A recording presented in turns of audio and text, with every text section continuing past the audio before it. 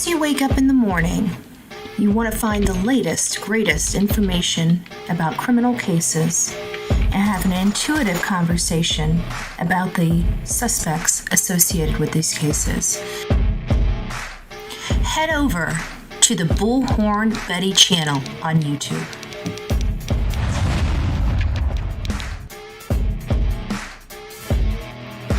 Get breaking news right here on the Bullhorn Betty channel.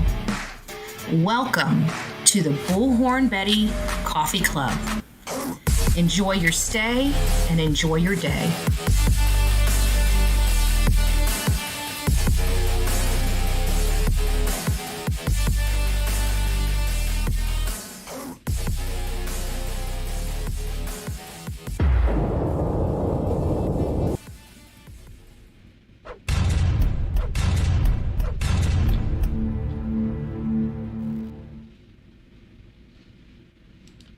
Hello, my beautiful people. Hopefully the volume's up, but I'm not screaming at you and you guys can hear me great. I feel like I'm screaming at myself right now. I don't know why.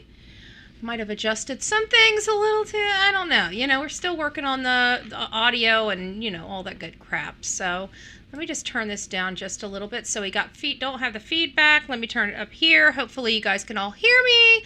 I hope you guys are doing amazing. We've got some information that is just really kind of like, what? What are we talking about? So we've been covering the case of Emmanuel Haro. I keep going back and forth. I keep wanting to say Haro. I don't know why, but I do. And I'm hearing that it's Haro. And so, I guess maybe we can hear you. Should I turn my mic down? Should I turn down this just a little bit? Sorry, because sometimes it's like not loud enough and sometimes it's too loud, and we are the loudest channel on YouTube. We like the name. We like being the loudest channel on YouTube. Hold on, let me turn some lighting on. I didn't even put any lighting on in here, which I'm actually kind of surprised. My face is pretty light on here. So I'm in a dark room. But we've been hearing some things, but really interesting stuff. As you guys see in the thumbnail above my head, breaking guilt trip. What? So it sounds like there's an attorney that has now come out for one of the parents, not both of the parents. It alleges he is the attorney for Jake Haro. I didn't hear him really reference Rebecca at all. We're going to listen to the statements from this attorney, and we're going to be discussing this. So, if you guys haven't heard, on August 14th, a little 7-month-old baby boy was reported abducted. The story that was provided by the mother was absolutely horrific. Our hearts bled for this mother, right? The story itself sounded just an awful experience. The problem was when she was telling the world this story, her body language and behavior was just off. The body language and behavior of Jake, her husband, the little boy's father, was just off. And we could not figure out what was going on, but whatever it was, the people in my chat said that black eye is days old, and she's lying about the black eye. That's what we learned first and foremost from the chat. Again, I didn't know. I was unaware. A black eye's a black eye. I've seen several black eyes. I've been in plenty of fights. I've received a lot of injuries, but never a black eye or a broken nose. So that's an experience that I don't have. I've been hit with a glass in my jaw, and my jaw swelled up, but that didn't leave bruising. It was just very uncomfortable and swollen. As far as the black eyes, I've never had one. I've never, even when I hit my eye, when I told you I kissed that door frame, It never resulted in a black eye. It only resulted in the gash on my above my eye that was, it didn't require stitches or anything like that. It probably should have went for stitches, but as you guys understand the situation at that time in my life, going to the doctor and stitches were the least of my concern. We put a Band-Aid on it and called it a day. Actually, I called in sick for work. I won't lie. So that's kind of where we are with this case, and it's starting to get more bizarre. But even the attorney, I think, guys, listen, this attorney coming forward, in my opinion, for this family, and how he presented himself, I think tells us everything that we need to know. I don't like that lawyer. He knows damn well that man is, but let's face it, we live in a society where everybody is we are law and order guys. That law and order means that we take that responsibility to heart. Law and order, right? He may be guilty, but if people believe in law and order, they also believe that everybody is entitled to a great defense, or a good defense, adequate defense. I guess let me back that up here, because the law really does state adequate, not great, but the more high profile case that you have, the more, the better attorney you have. It works just like that, okay?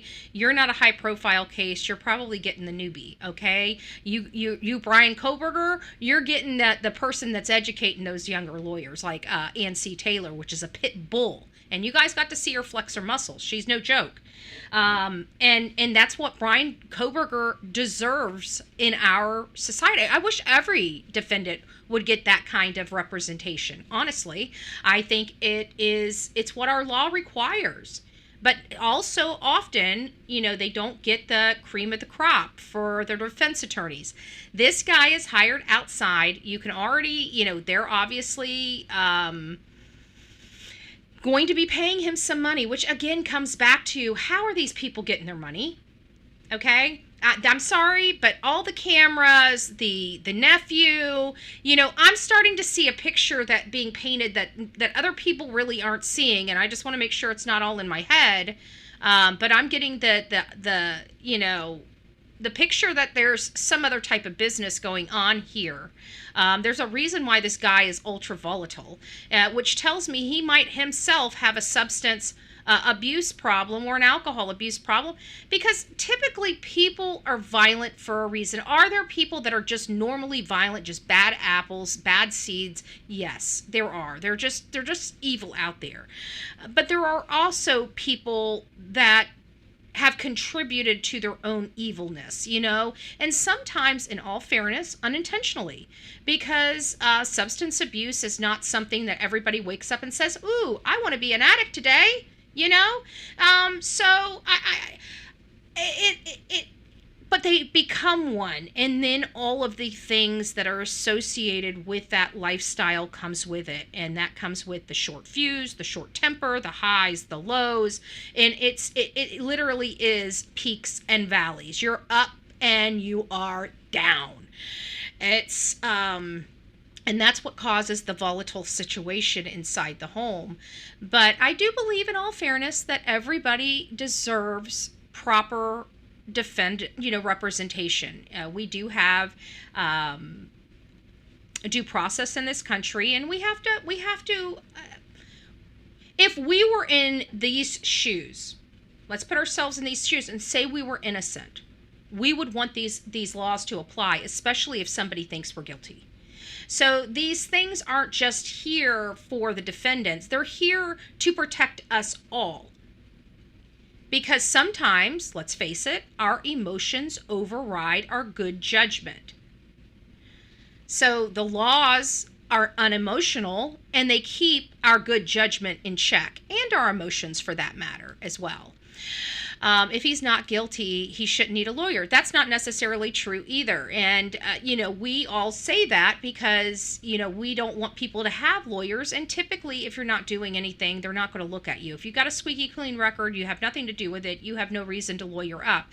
But I'm also coming from the legal background, and I myself, no matter what, if my child was missing or if somebody wound up dead in my house or on the outside of my house, the first thing I'm going to do because of my background is lawyer up.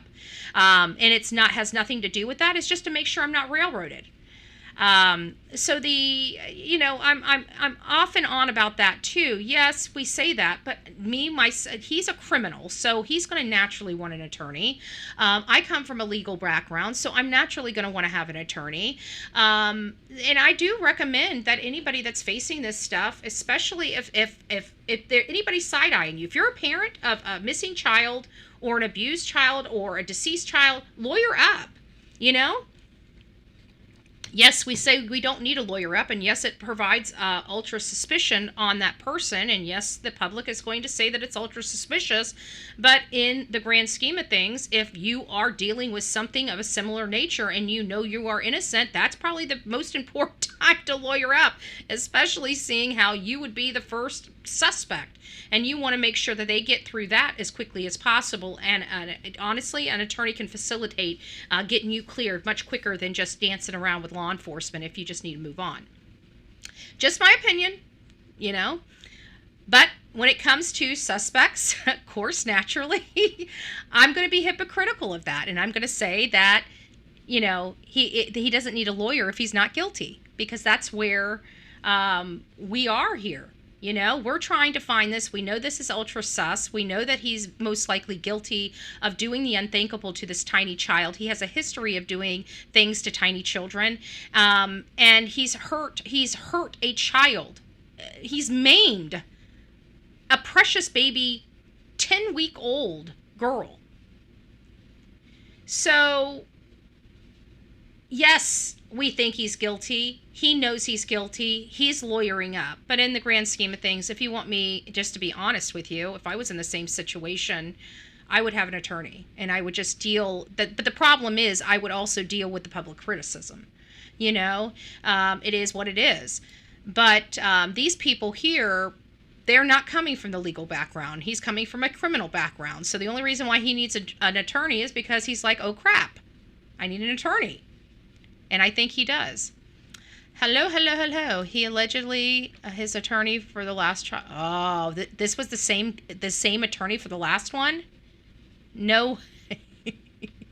I'm not laughing at the situation. I'm laughing because he was found guilty of the charge. And I would think that if you are found guilty of the charge with the one attorney, you're not going to go back to the attorney you used where you caught the charge. You were convicted. That just doesn't make sense to me. I'm sorry. Should we do a poll right now? How many of you guys would use an attorney that you used previously where you were found guilty? My nephew called CPS on me claiming I held a pew-pew to his head in front of his 3 boys. Lies, but I definitely went straight to my attorney. Yep. I mean, I'm just telling you how I would handle it if I was in a situation like this. I know that's what we say, and I say it too. I say it too because I like to apply public pressure to a situation. So naturally, I'm going to say, look at this person. But in reality, I do want people, because I care about my audience, and I also want to advise them the same. And by me telling you you're guilty, if you hire an attorney and say you're in a situation like this, and you know damn well you're not guilty, and you're scared to hire an attorney because you're scared of how it looks. No, I'm telling you, I would hire an attorney if I was in a situation like this. Hands down, no questions asked. I sure would. I don't play around when it comes to stuff like this, legally. Now, a lot of people do because they just want their kid found. Most of the people that don't care about this stuff truly have just their child missing, and the child's right around the corner or ran away from home or whatever the case may be, and they just don't care. And I probably would be that way too if I knew that was the situation. But whenever you know that this is not looking good, something truly did happen, and this could come back to look at like your you could be responsible. Yeah, I'm getting an attorney. I need you to get whatever you need, go through my life, but here's my attorney. My attorney can tell me exactly what you guys need to get through this process as quickly as possible and get your butts out there looking for my kid or looking for my loved one or whatever the case may be. But in a missing person, I think that's a little hard. But this abduction situation, it was just too much. I think that's where they screwed up. They went so extreme on the disappearance that it was virtually impossible to prove, because there had to have been a third party sent, there had to have been the child sent. They never took those into considerations. Okay, without further ado, I want to get this up here. There we go. Is this the right one? I do not think this is the right one. Is this the right one? No, this is not the right one. Oh, they're up here. Sorry, guys. I didn't know where we were. Did I open this up? For the very first time, we are hearing from... Yeah, okay. So this is the one. Sorry. Okay, so here's the attorney. The attorney has now come out. I will tell you, one of the most bizarre parts of this attorney kind of coming out for me is the fact that he came out for the husband, Jake. Now, if you guys recall, it is what did we hear from law enforcement? We heard a couple things from law enforcement. A few things that we heard from law enforcement is that the mother stopped cooperating. The mother stopped doing this. The mother stopped doing that. But we didn't have a situation where Jake was involved in those conversations, just that the mother's story is inconsistent. That's what we had. Is there something going on with chat? Because my chat's not moving for some reason. Let me see if I need to refresh something here real quick. Oops. As you wake up in the morning. Sorry. I didn't mean to do that. I just wanted to get it on the air so I could see, but then I ended up getting off my timeline. There we go. So I just wanted to see what was on one screen. There we go. There we go. It looks like it looks like the chat's now working. I don't know what happened to the chat. It just like completely dropped off. So I'm like, is there something going on? And because you guys were talking about having freezing or when I was on just straight YouTube last time, I think it was The Real Me Too. She said hers was freezing up. So I just wanted to make sure we weren't freezing up again. Okay, now one of the things here that's very, very surprising for me is that this person is representing the father. He was very clear. He said Jake Haro. It doesn't appear that the mother has any legal representation that has come out. So let's just listen to a little bit. We're going to have a lot to discuss about this. And then we're going to get over, as you guys saw, there was something here related to Summer Wells. I'm going to have a discussion about this because it is making some heads turn with this, and I don't think this is accurate. This is accurate reporting on Summer Wells. So we will go through some of that. So without further ado. Seem law enforcement is doing anything to find this child. That message from the attorney representing Emmanuel's father. He's holed up in his house with his family because they are not getting the support that they need. They have people trampling on their property. They have death threats being made. The 7-month. Why is it always they have death threats being made, trampling on their property, blah, blah, blah, blah, blah. We're going to have outrage when it comes to a 7-month-old child. You're just going to expect outrage from a 7-month-old child. I don't know what's really going on there, because I feel like if people were just on their property and threatening them to all ends, you would expect that when Matt sent people out there to see if they were digging up the property, they would have reported back all these people on their front yard trespassing. So I find this a little disingenuous. And how dare this attorney give us a guilt trip? Oh my God, they're held up in their house. Tell your client to quit beating his damn family. How many times has that woman been held up in that house because she couldn't go out because of all the bruises all over her? I cut it out. You know, we want the guy to have some good representation, but for F's sakes. Where's my beep button? Where's my beep button? The hell? Did you hear is not getting the support. We don't support baby hurters, okay? He's been convicted. What person in their right mind would be out helping this man that has hurt a 10-week-old baby? Convicted, by the way. Convicted. Cut it out. Come on. Come on. Let's listen to the guilt trip. Now you know why the thumbnail is titled Guilt Trip. Let's listen to the guilt trip again. Shame on all of you. Shame on you. I can't believe you are mean to a monster. What is wrong with every one of you? Where is your moral compass to be mean to a convicted child abuser? Shame on you people. Shame, shame, shame. And isn't it funny that all these defense attorneys have the same garbage coming out of their blessed mouth? You know, my client is held up in their house. Life is unfair for my client. My client can't go out in the public. My client's getting death threats. My client is this. What about the child? Even this attorney doesn't even give 2 iotas about this child. Hasn't even brought up this child. My poor clients. Wah. Wah. If our government had done what they were supposed to do, your client would have been in jail. So none of this could have even happened. So in all fairness, I blame the United States government. More importantly, the state of California for letting this jack out of jail. 48 months of probation, 180 days in jail for multiple fractures in healing phases on a 10-week-old baby. Just remember, I'm trying to keep my grace with this attorney because we know he's entitled to a proper defense. We know he's entitled to a proper defense. We know he's entitled to a proper defense. We know he's entitled to a proper defense. Woosah. Woosah. Bring the level down. Just bring it on down. Bring it on down. Bring it on down.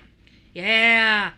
1988. That's why I have to keep bringing myself on down. We got to keep bringing it on down because this case is one of those cases that enrage me. That enrage me because you know what? Our government is supposed to be protecting us. Is supposed to be protecting us and is supposed to keep violent criminals. I guarantee they threw somebody that stole a candy bar 3 different times in jail longer than this guy that had multiple fractures on the child. And listen to this. This is what the worst part about it is that I found out. This is going to unnerve you. His other wife was convicted as well. So what do you think he is putting in this wife's head? He got the other woman convicted because they couldn't tell which person put the injuries on this child. So that poor woman is convicted right along with him, and you know damn well she had nothing to do with it. Absolutely nothing. Don't tell me this man is not in this lady's ear, Rebecca's ear, as I just found this out after our last live. That her name was Vanessa. Vanessa Haro. She took her husband's last name, Vanessa Haro. And she was convicted right along with her husband because of those factors. And I got to tell you, it's pretty grotesque for me. And to think that he is doing this to this woman and probably told her the same thing. Look what I did to Vanessa. You better keep your mouth shut. And now we know why we have an attorney here for the husband, but not the wife. Let's keep listening. Let's listen, re-listen.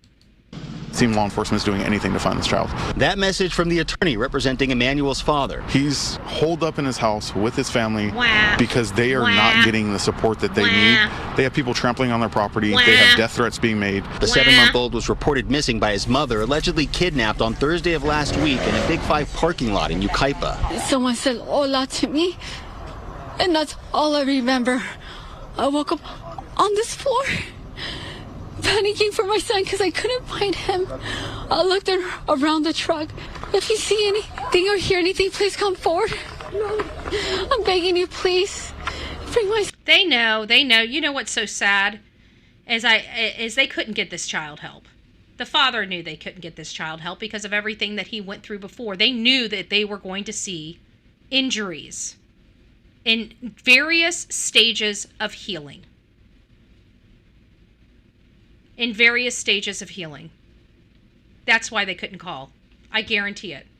This was just a repeat of his daughter in 2018. Like, I'm sorry, I know California doesn't have the DP, but do they have the firing squad? I mean, I'm serious. Because that is the only place. I don't care how guilt-tripped or guilt-ridden this attorney tries to make me. I'm not doing it.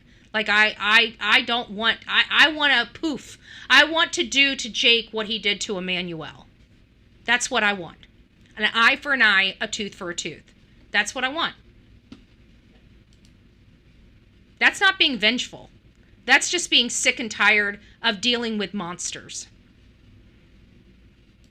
Come back to me. We already heard that. But I did want to show you guys something because I think it's relevant. And no, it's right here. This, I think, speaks 1,000 words. This capture. This is what I think needs to happen. This is what I think needs to happen.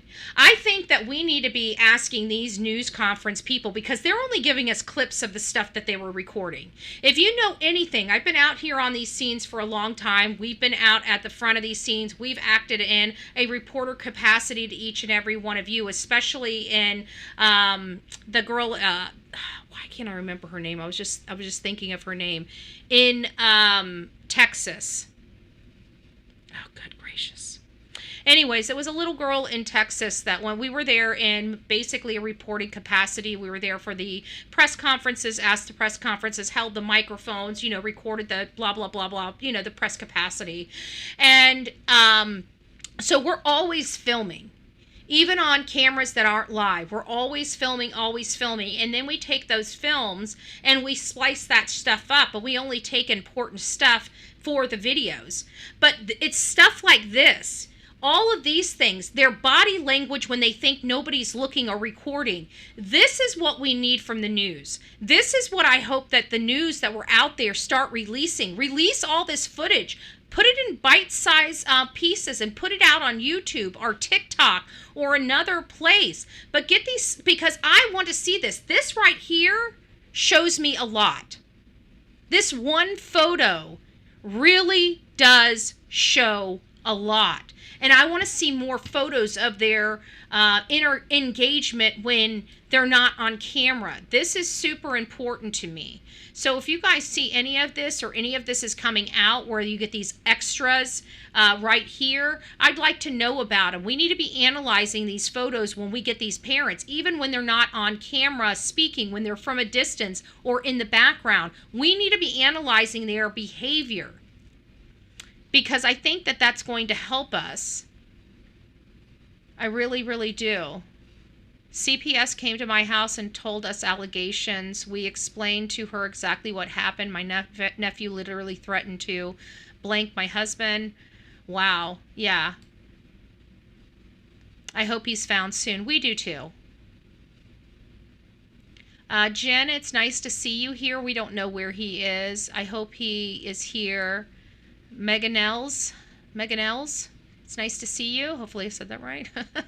48 months of probation is scheduled to appear in court early September for alleged probation violation. That was in addition to this. He should have been in jail because from what I hear, he was also arrested for a felon having a firearm in 2024 and some other charges. And I think that there may even have been a drug charge on there, but I know somebody went over it, but maybe it was Matt, or it might have been Justin.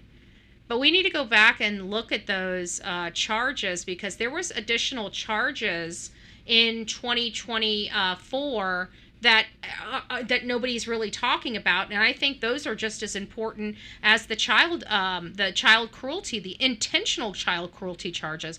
But how sad that Vanessa, his ex-wife, was charged as well. You know this. We were just talking about this. If you didn't watch it, I'm not going to. I kind of went a little deep in the conversation not a lot of you guys were in there, which is a good thing. But we started going through the process of, what it could be like right now behind the scenes. And one of those things is him telling her that it was all her fault, forcing her to come with, forcing her to participate so he could, keep her on the hook that if he's in trouble, she's going to be in trouble too. They do that, okay? They will do that. And now, since that story ran earlier today, I found out that he was convicted along with his other wife, his ex-wife. And I'm thinking, oh my dear goodness. And it came down to the fact that they couldn't figure out who did it. So they charged both of them and convicted both of them. Because I think from the perspective of the mother should have known. And he kept saying that all of the searches, like how do you feed a baby with a broke rib, were all her, not him. And so she ended up, it's hard. It's just hard. And that he is putting this stuff in her. Okay, it says, the Real Me says that Ahmed Bellozo is reporting Jake's brother died and Rebecca and Jake were suspects allegedly. Holy. There's a lot of stuff. Like I said, there's more stuff here, guys. There's more stuff here. Okay?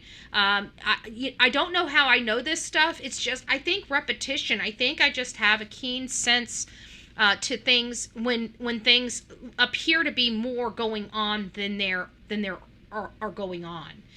This family, obviously, this man is a very violent criminal. A violent criminal in California that should not be here, that has been arrested and charged and convicted of violent crimes against children, and only was required to serve 180 days out of an 8-year sentence, I believe. An 8-year sentence. 180 days. 6 months in jail. For brutalizing a 10-week-old child. There's something wrong. Am I losing my marbles here? Am I the only one that thinks there's something wrong with that?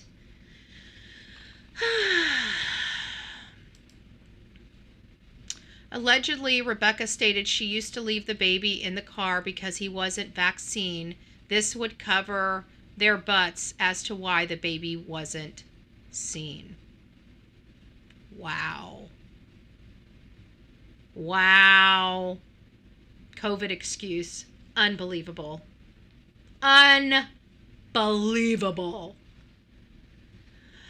I watched Justin last night, and he was very upset over this case, and the other one of the little boy killed by mom. Did I miss a case where a little boy was murdered by his mother?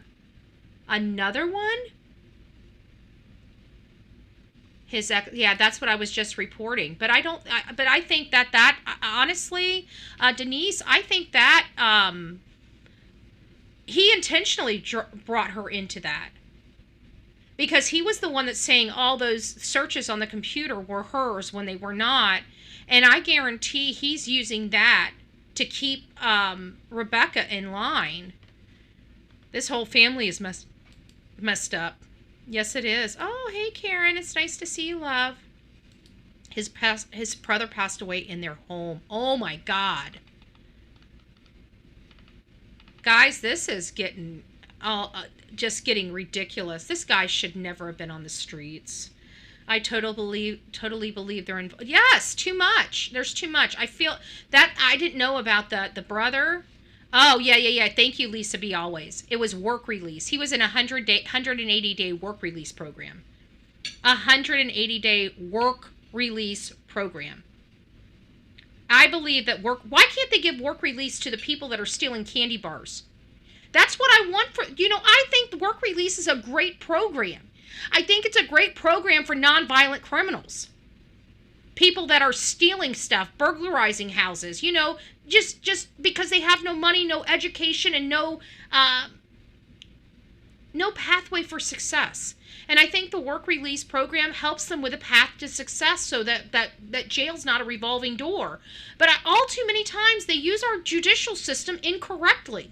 They're sending violent criminals to work release, sending the non-violent criminals to hardened time in prisons with violent offenders. Like, what in the world is wrong with our government at this point? I don't know what kind of secret sauce mathematic, puffy puff they're on in the government and the bureaucracy, but this is horse shit. 7-month-old baby. Knock, knock, federal government. 7-month-old baby. We can't do better than this in America? Good God. Now we know why he has the same lawyer, allegedly. The lawyer has a lot of secrets, maybe. I don't know. This is just insane.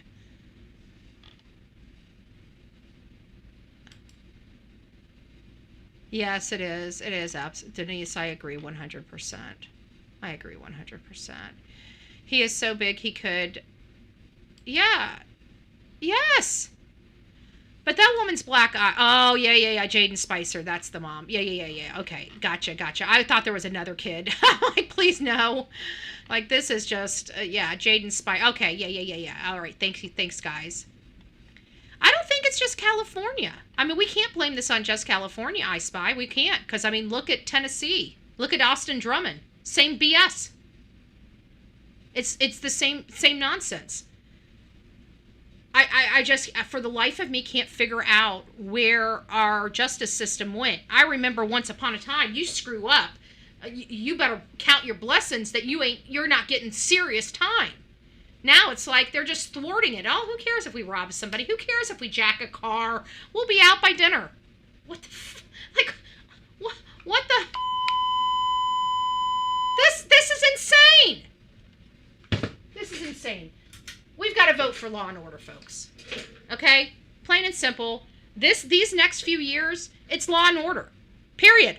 I don't care where the law and order comes from, but if people aren't talking about what they're going to do to make us safer, and us holding their feet to the fire to what they're saying, I'm done.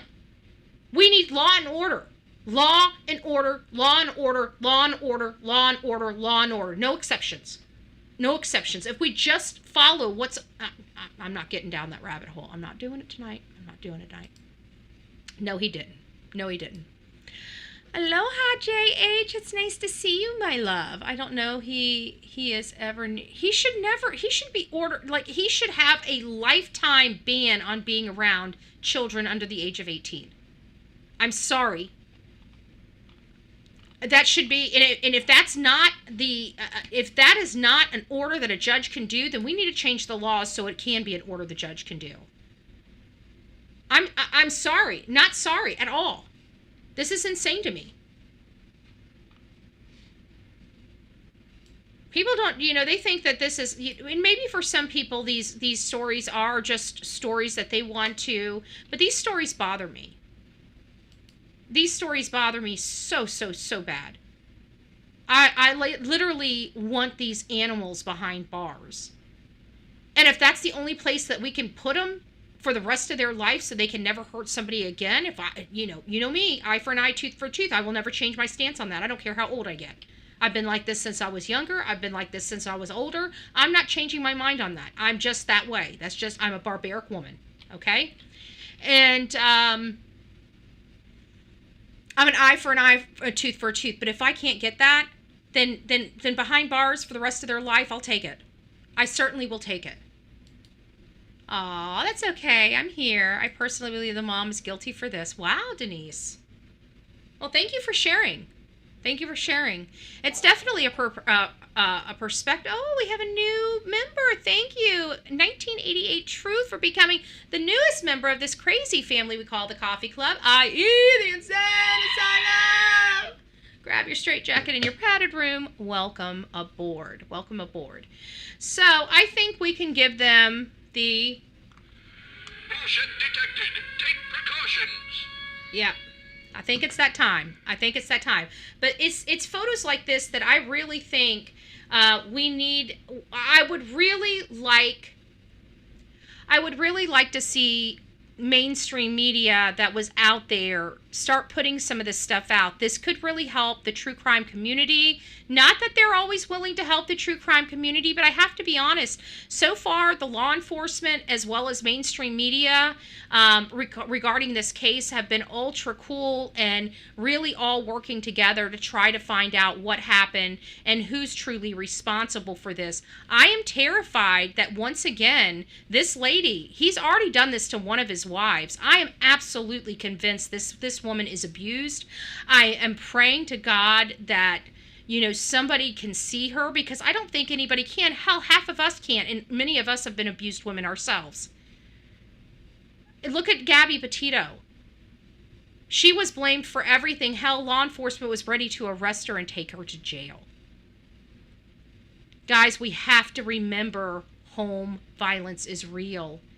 And these people can terrify. This woman, and this is what many of you guys missed on my earlier show, is the fact that everybody always asks, well, why doesn't she leave when she's here? And why doesn't she leave when she's there? It's because these people have a mental control over you.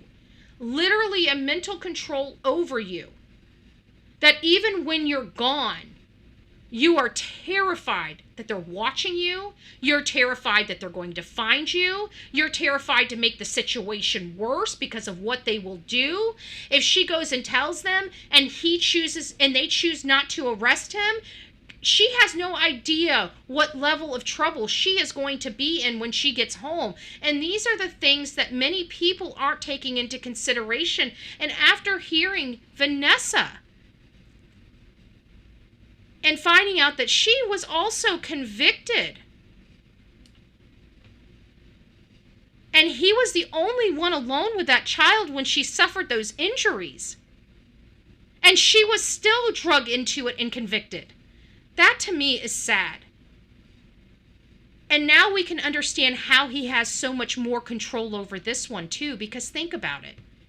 You can't tell me he is not telling her his last wife went down with him as well. Open your mouth, the same thing's going to happen to you. Don't tell me that he's not doing that. Don't tell me. I absolutely believe he is. There's a video of funeral 8-5. Mom took 2-year-old, but no Emmanuel. Oh, mom had heavy makeup over her fresh black eye.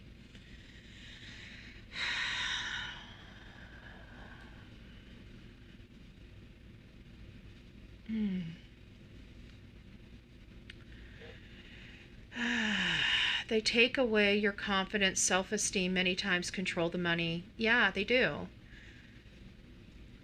And she's probably scared half to death. I can't imagine, many of you have probably overcome your abuse, and some of you may have actually had to fight for your life to leave. I need you guys to go back to that point before you left. Okay? I need you to go back before you were strong enough to walk out that door. I need you guys to remember how much control they had over you when you were at work, when you were at the grocery store, even when they weren't with you. They have a lot of control over your body, mind, and soul. Yeah, I did read that. I did read that, Lisa. Or I read a portion of it. I had to stop because I had to research because I started hearing all this stuff coming out. But I did start reading a portion of that. I'll go back and finish it up. Thank you for sending that to me.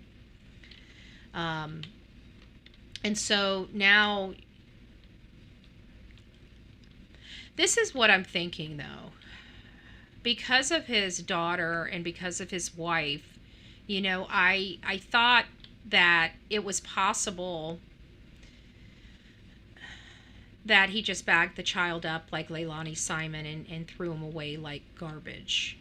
But I have to imagine that his wife was very, very emotional. I'd have to think that whatever happened, their daughter saw it.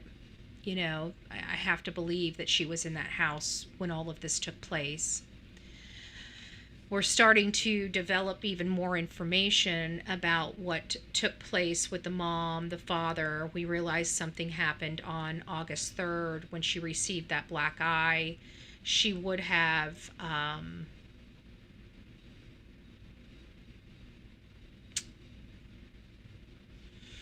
I do believe that my theory is starting to hold more water than it once did. So my theory has been that there was an altercation. Once we learned that she had the black eye on August 3rd, my stomach sunk, because I realized that this child was injured all the way back then, over 11 days prior to him being reported missing.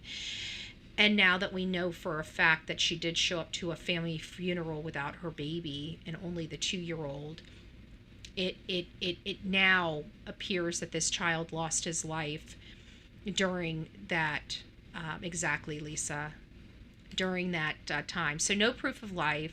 Wait, so she has a fresh bruise. So JH, no, what had happened? Let me try to get this. Maybe I'll have the photo. Let me see if I got a photo of him. Hold on, is this it?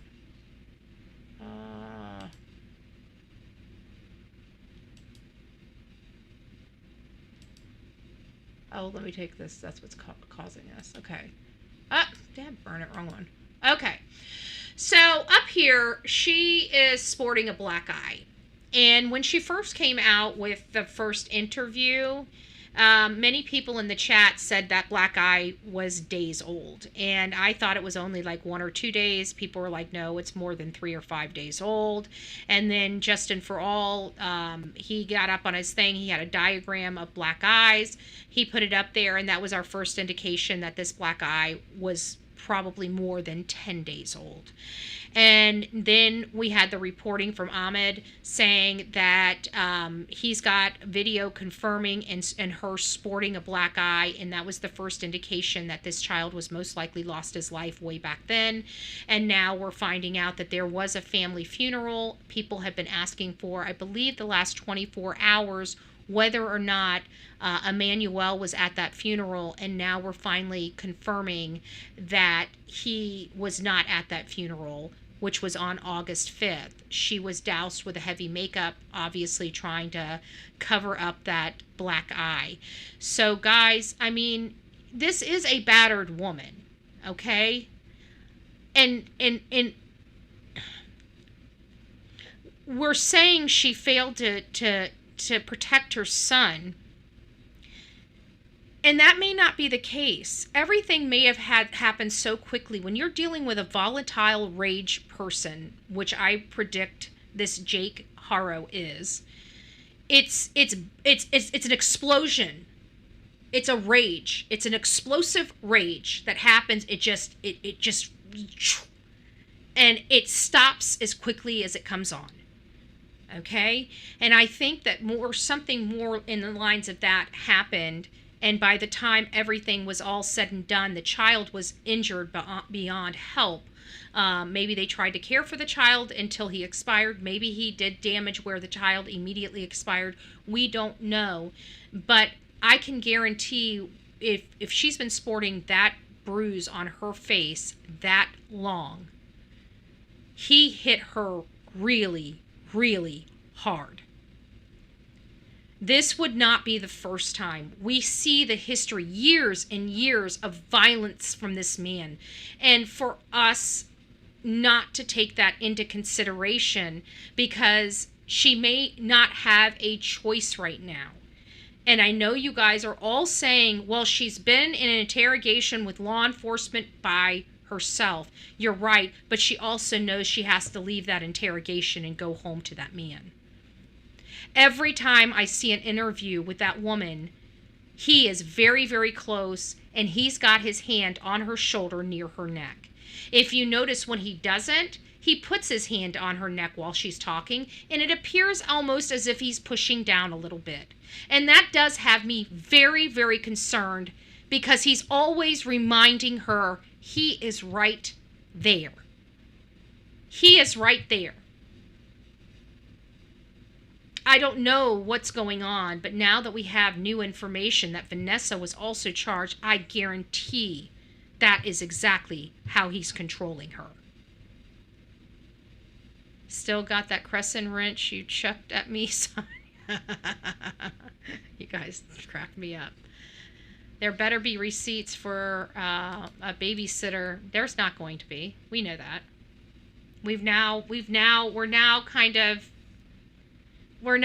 The picture's now pretty much painted in this case, in my opinion, because we have a situation where mom's story is not holding water. There's no evidence of an abductor. There's no evidence of this altercation out there in the parking lot.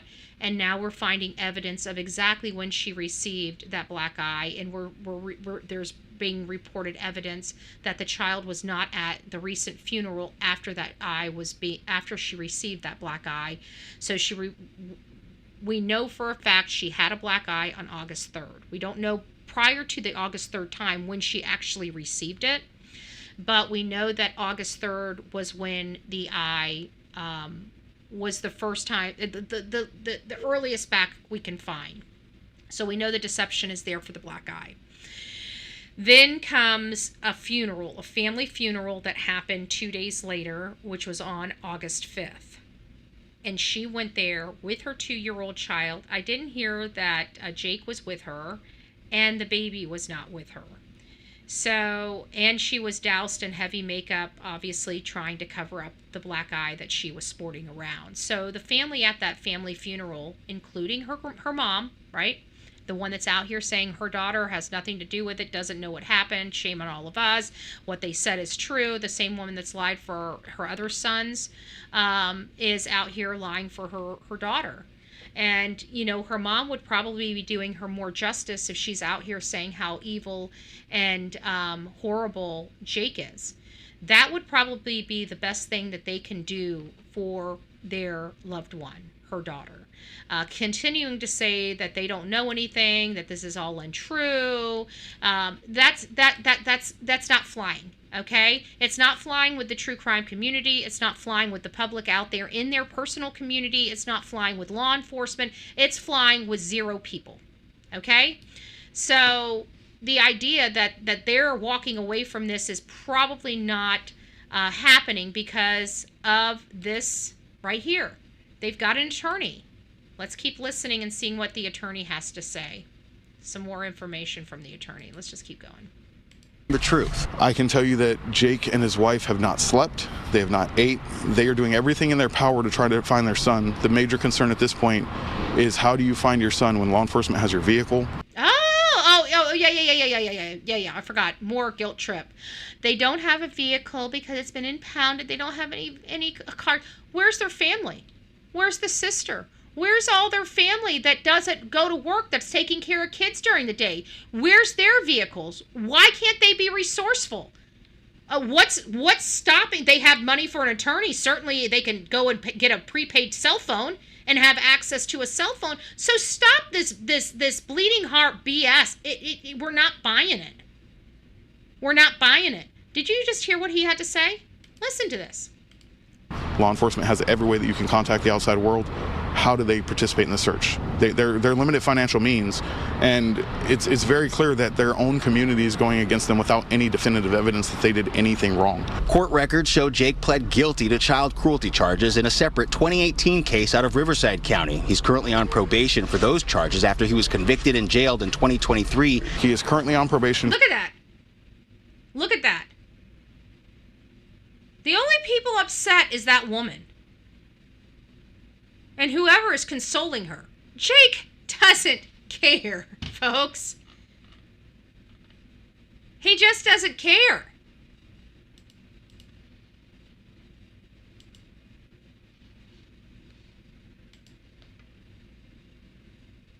I'm sorry. You know, in my opinion, we need to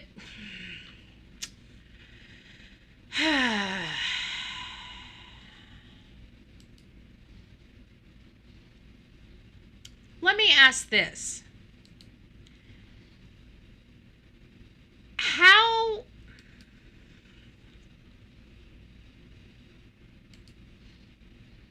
Give me just a second.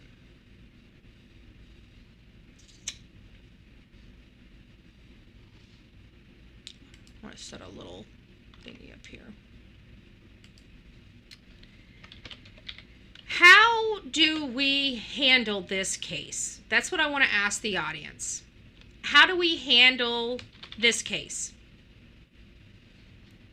Because if we were dealing with ST, if we were dealing with the traffic of people, right, of humans for sexual favors, you guys get what I'm trying to say. We know that their pimps, i.e. abusers, control them even when they're not around. So if we can apply that standard to victims of trafficking, how can we not apply that to an abused woman that just watched her child be murdered at the hands of her husband? And this guy, he just doesn't care. Look at that photo. That photo. Well, we can't dog California. I mean, we can dog their court system, Denise, but in this particular perspective, I don't think we can dog, because you know what? San Bernardino, California has done more for this little baby boy than Sumner County has done for Sebastian Wayne Drake Rogers. And one's in California and one's in Tennessee. So, I try to be as fair as possible, but I don't know if we can, we can blame their court systems for being lax, but look at Tennessee. Again, we got Austin Drummond. Same. I mean, we got apples and apples. And one's a blue state and one's a red state. So, I mean, I'm just saying from where I'm coming from. I agree with you any other time, but in this particular situation, California's outperforming Tennessee. It's called go rent a car, exactly. But then it's like, oh, we don't have money. Well, you have money for that $300,000 and some odd home. You have money for your attorney, but you don't have one single dollar to go buy yourself minutes for a prepaid phone. And you can't use Uber to get around, or a friend. I mean, I don't know of anybody that wouldn't help a family or friend, especially if they know, like, we don't know these people. If their family and friends truly believe that they had nothing to do with this, why wouldn't they be helping them out? And just saying, they don't know you, just do what you need to do, and, coaching them through all of this. It sounds like they have nobody because they burnt all their damn bridges, which is typically what happens, because when you have a domestic violence situation, what does your abuser do? Isolate. That's how they're able to control you. Isolate, intimidation.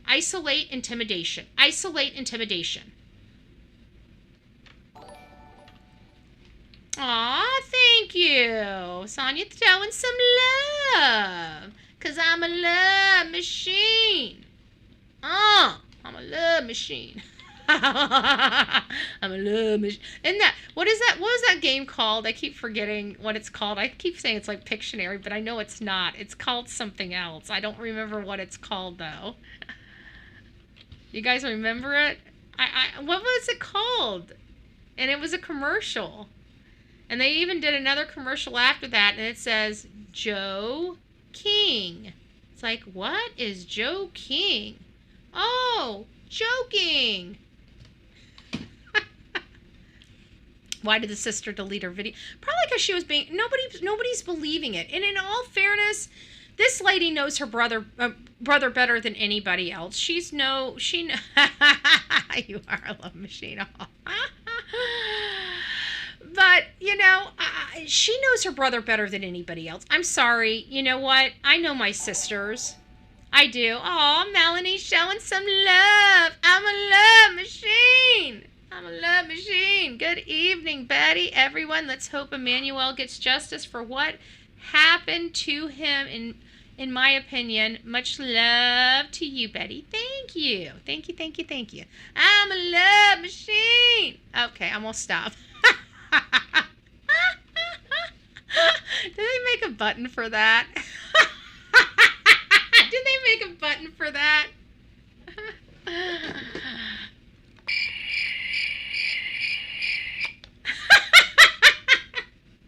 I'm a love machine. Oh, we hit it back. Okay, I'm done. I'm done. Sonia's saying game over. Game over. She's like...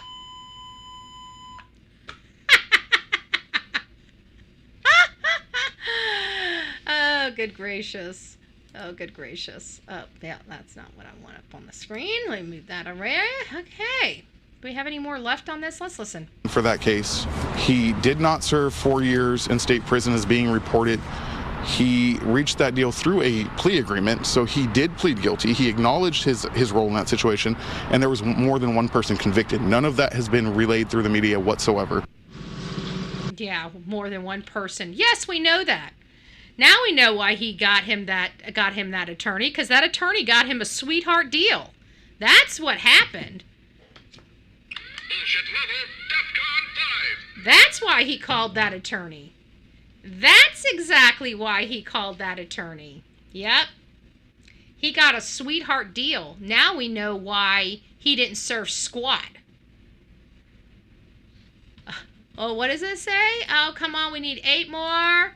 We need 8 more to show Betty some love. Oh yeah, hit the goal. We got it on a timer. We only have 3 minutes left to show Betty some love, because I'm a love machine. I'm a love machine. I believe it. That's all that matters. Would you guys quit laughing? I can hear you all the way over here. Just because I'm single doesn't mean I can't be a love machine. I love my puppy. I love all of you. Just not fair. It's just not fair. Where's a button for me? You're a liar. Didn't think that was coming back to the chat, did ya?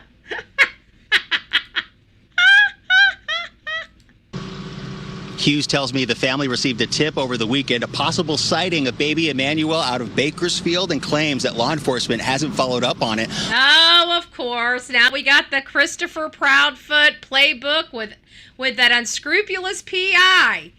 We got a sighting. We got a sighting out here. They just refuse to follow up on it. I mean, the cadaver dog's hit in the backyard, but I mean, they should have followed up on this lead, because it was baby Emmanuel. You know, the plan B. He's a good attorney. I can already tell he's got this. I mean, he's already got this man out of trouble once. Certainly, sample some singing. Betty, can you... hold on, what does it say? Atomic Bomb. Betty, can you, Olivia, and her mama go to California and find out what's going on there with Emmanuel? Thank you. Well, the answer is a big old no. I can't. It's too costly right now. The answer is yes, we could any other time, but right now, many of you guys know I've got a lot of stuff going on in my personal life. One, I'm in the process of multiple court hearings that are costing me an arm and a leg to be in, and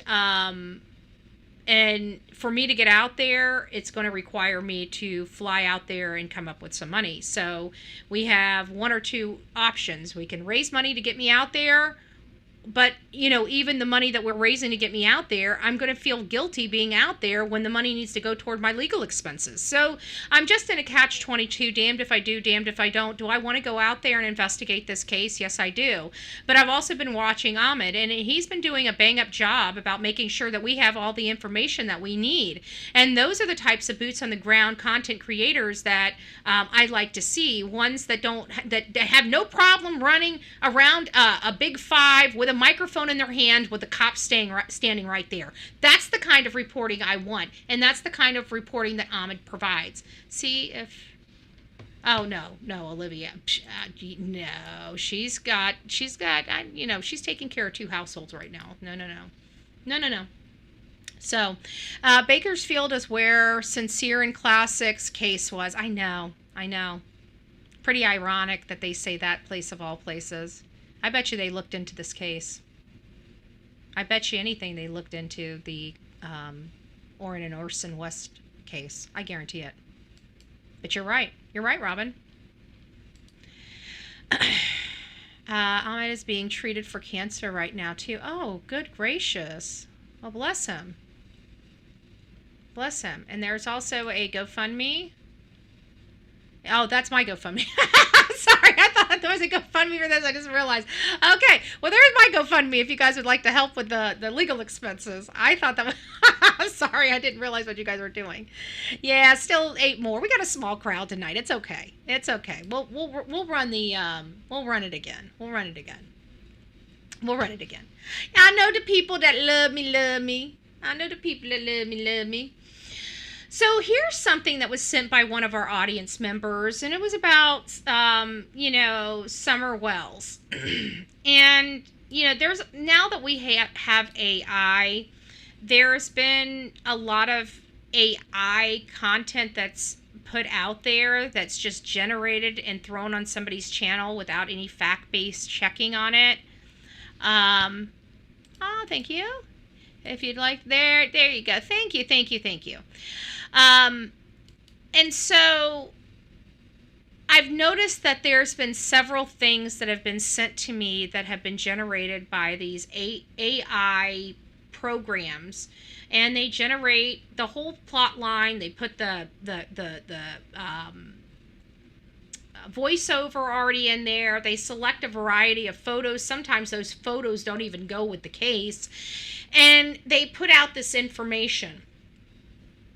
Now, while this has a lot of correct information, the one I'm about to show you, as you see, it's saying the homicide has been confirmed.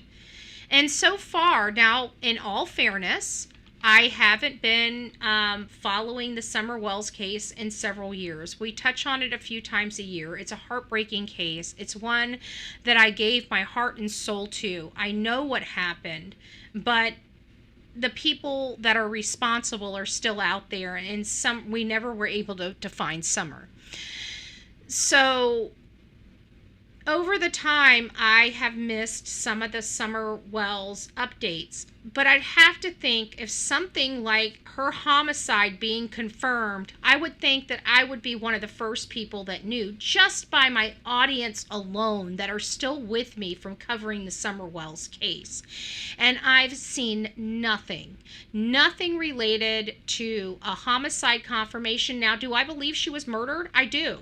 I believe her parents murdered her. I believe it was either Don or Candace. In all fairness, I don't think it was Candace. I never heard of Candace putting her hands on the kids. Well, no, that's not true. She did backhand her daughter. I remember that. I remember getting that information from the store clerk when she was in there buying candy. Her brothers got to pick candy. She got upset, and her mother backhanded her. I remember hearing that. So let me retract that. So, I mean, it could be either the mom or the dad. It's my belief that it's the father, Don Wells, because he's just a creep. He's a disgusting creep that is just a disgusting individual. And both sides of the family are filled with, and these are convictions.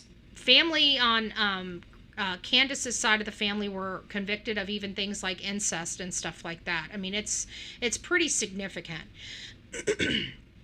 But Dawn's, he was with a very, very old lady and had a couple kids with her.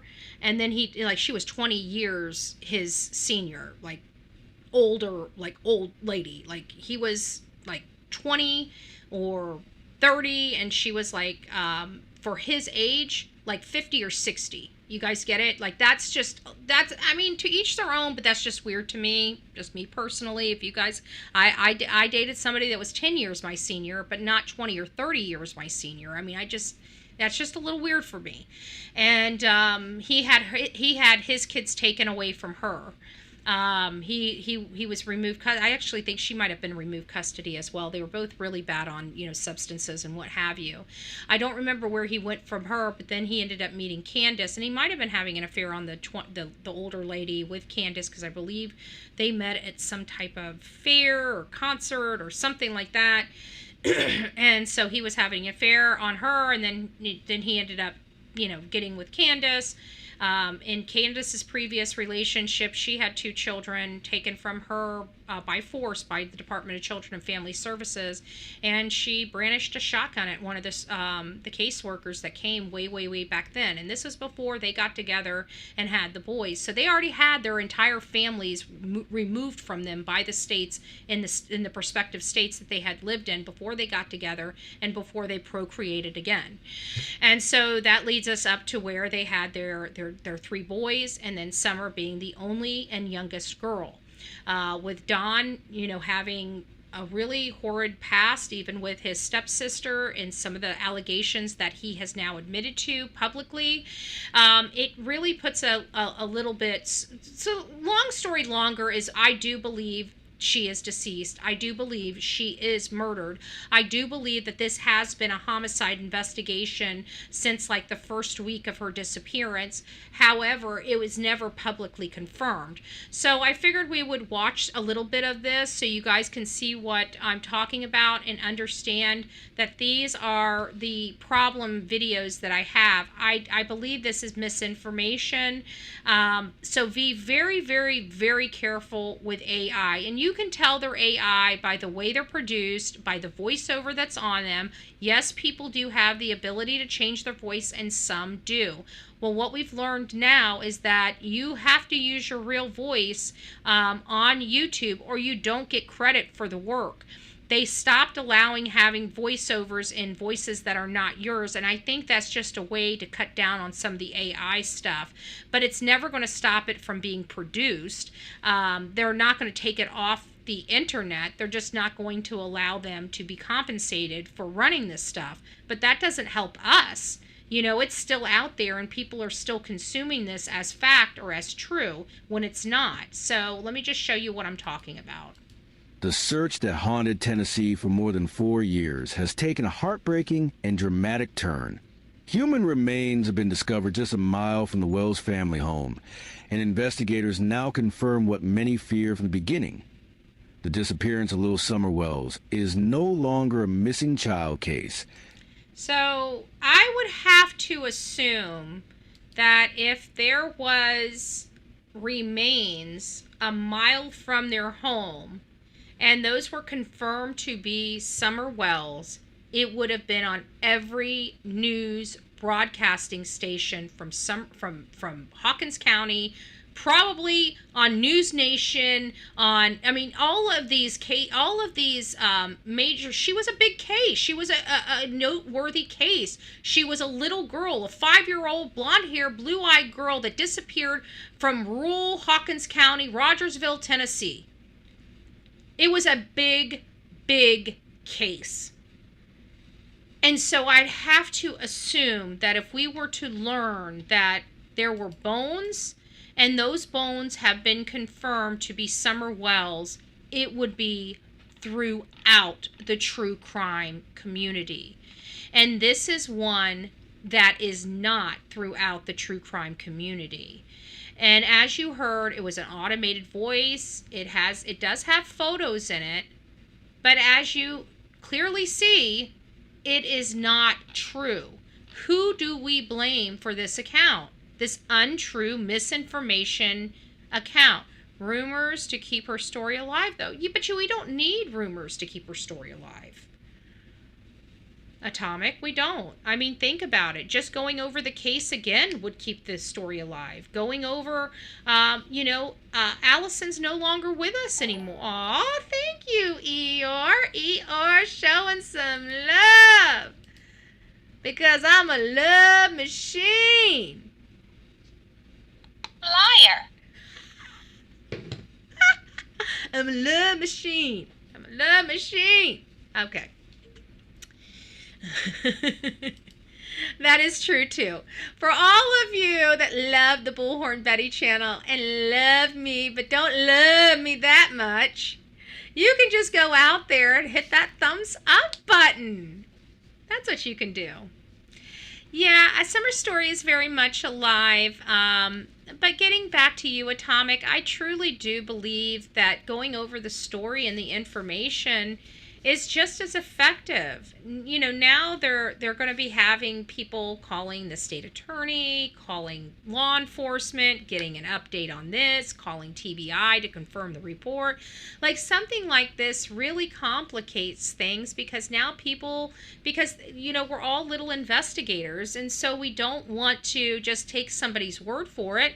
Now they're creating where people are having to pick up phones and, you know, extend resources in a county that literally is broke. Like, Hawkins County is broke as a joke. Like, they are literally, they're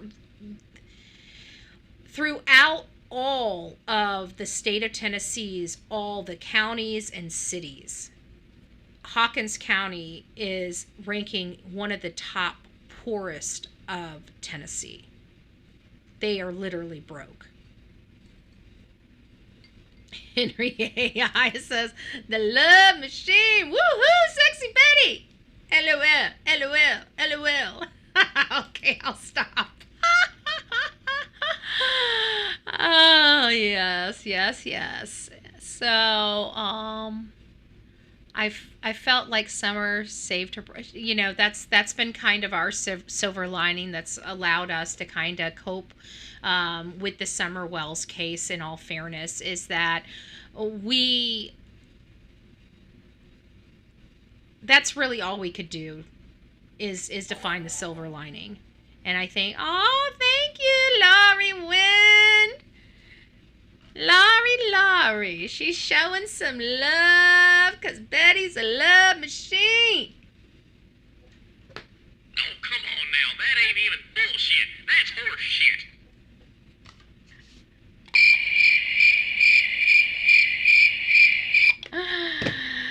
How do we all have these billions and have poverty-stricken I know.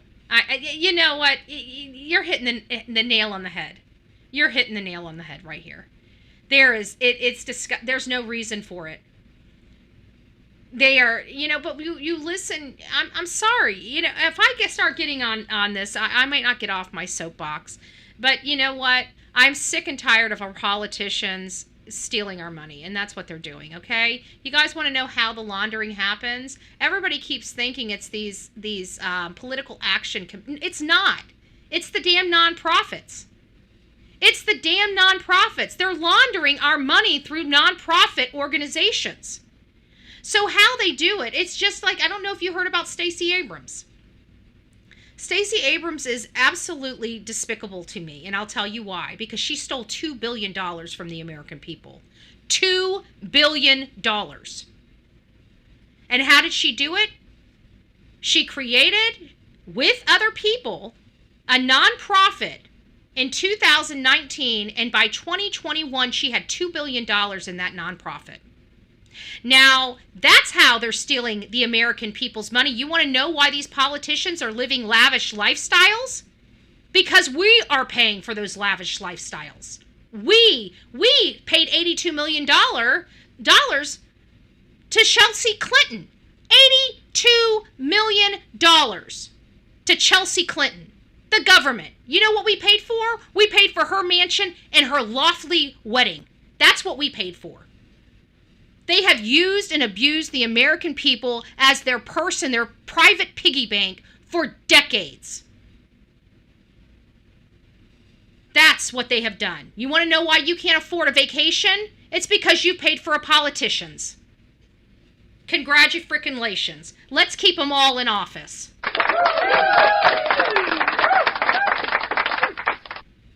Now you know why I do what I do. I don't expect everybody to be up into politics, but I damn sure am. And you guys see how much we research here for these cases. And if you don't think I put 10 times more effort into my political activism, you are wrong. There's a reason why I believe the way I believe.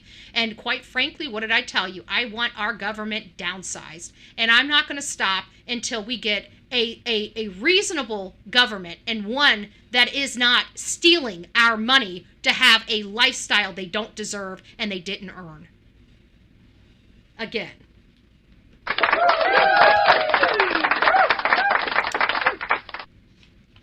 So let's get back here to this. I don't think we need to go there. And we already went over what I needed to go on Pascal. But let's listen to the rest of this. Let's listen to what they have here. Haro told investigators that after Vanessa dropped him off, he took the baby's temperature and found it to be 99 to 100 degrees. This is what you guys need to hear. I forgot about this. This is the one. Okay. Yeah. Okay, we're going to start right here. You guys need to hear this. Something on that poor child. And since you're an investigator, I thought you might want to try blowing that up. You know, she got hit by maybe it's this one. To an affidavit. Okay, here we go. To an affidavit, written by a Hemet police officer to obtain an arrest warrant. Officers investigated a report that a 10-week-year-old girl. 10-week-year-old girl. Come on, strategic. You know I'm tired. I've been streaming for what, 2 hours now, or an hour and 26 minutes. Officers investigated a report that a 10-week-old girl had been admitted to a Hemet Valley hospital on October 13th, 2018 for treatment of broken bones. Wow. Broken bones.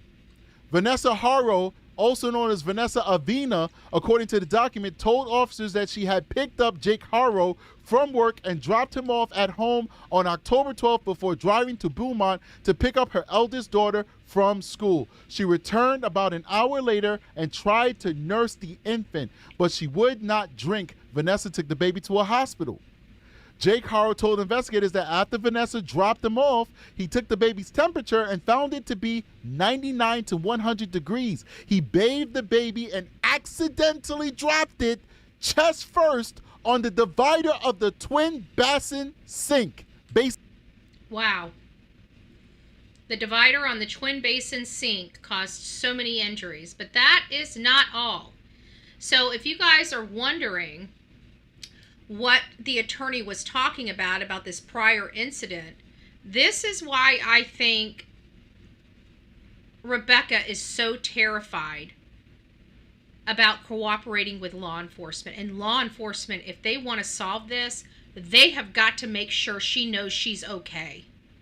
Because he's already done this once, and his prior wife, he basically took her down with him. And had she not taken that child to the hospital, that child would have probably died too. That child could have probably died too. 10 weeks old, multiple fractures in healing stages by the time they took this 10-week-old child to a hospital. That's sick to me. That is sick. There is no excuse. In sync. What? That's terrible. Really? You guys like the double sinks, like that little divider? That's what they're talking about. Like he dropped the baby on the divider. I would have been mortified. I'd have passed out or something if I did that to one of my kids. Let's keep going. He could not detect any injuries. You're supposed to take the child immediately to the emergency room and have an x-ray done when you have those kind of falls. Those kind of drops and spills on newborns, on infants, you have to take them to the hospital immediately. Let's keep going. Yeah, 10 weeks old. A 10-week-old child falls. You take them to the hospital. You have them checked out. Baby had to have major bruises too, yes. I mean, broken bones, that would produce bruises. And maybe that's the reason why the mom got charged with it too. You know, maybe she was overlooking it. You know, maybe she didn't realize. Maybe every time she turned around, he had another excuse as to why something was going on. You know, maybe she also turned the other cheek because she was terrified and didn't know what to do. maybe she was working more than she was. Obviously, he was a piece of crap. He was making her, with a 10-week-old kid, go pick up the other child while he sat on his ass at home.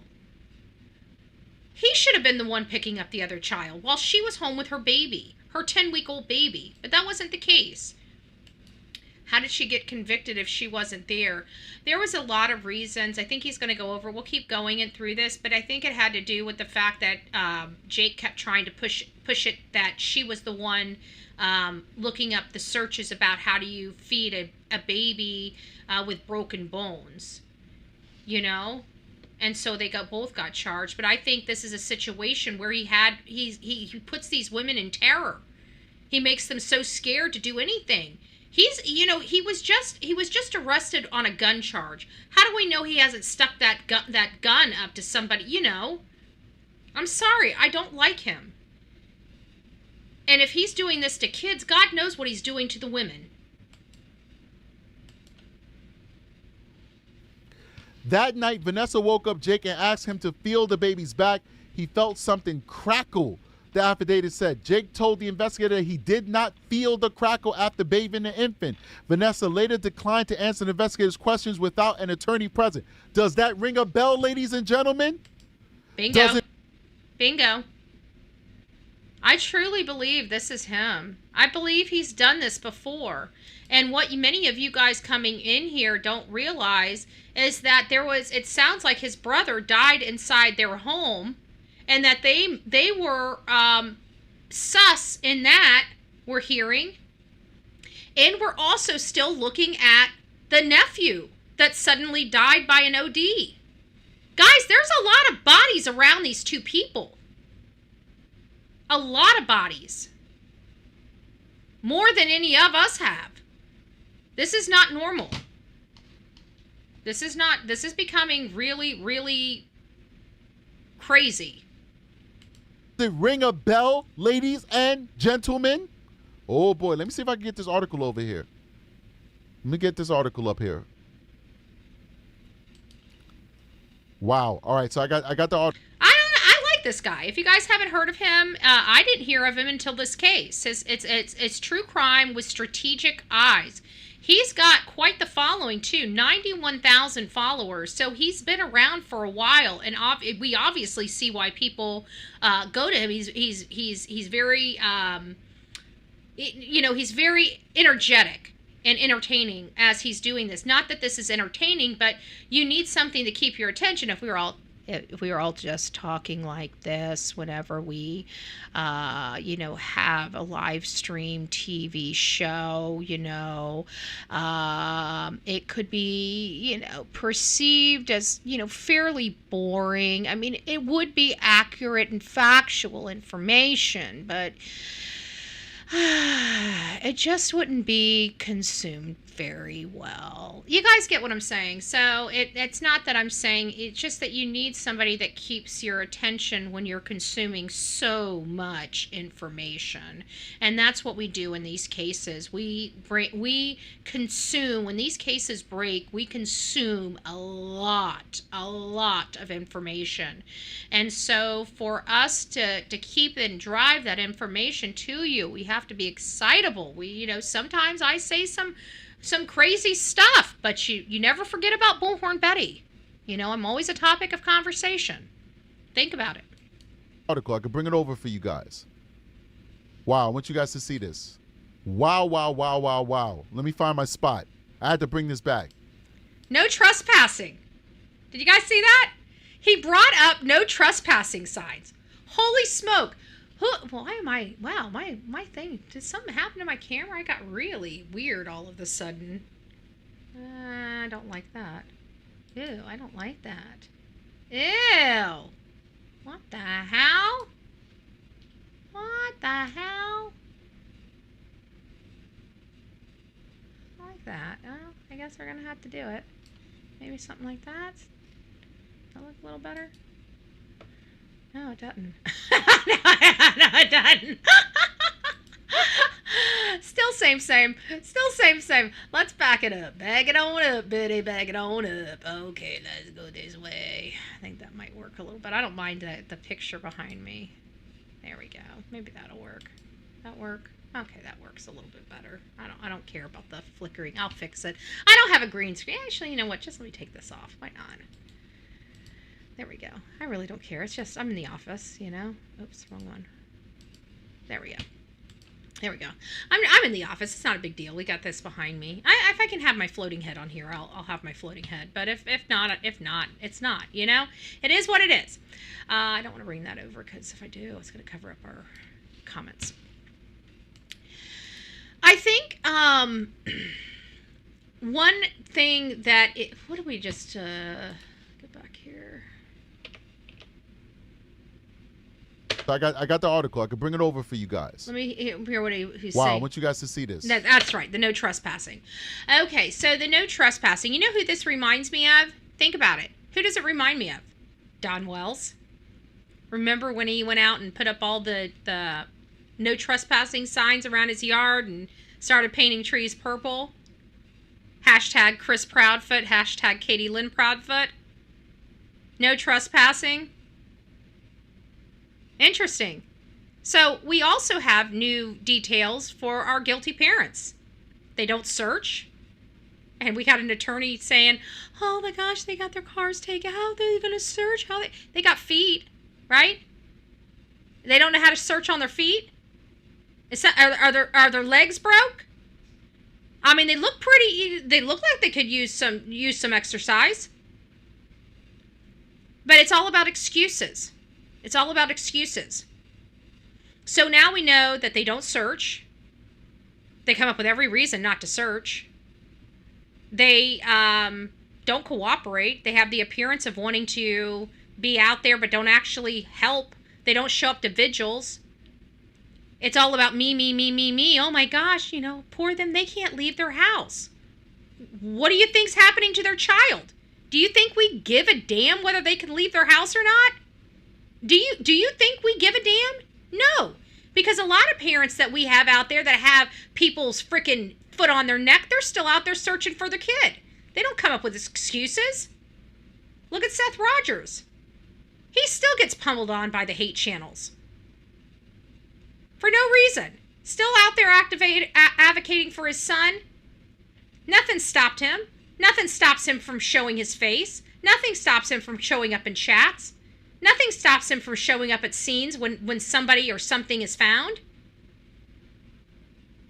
He's never stuck a no trespassing sign in his yard, despite all of the crap he's gone through.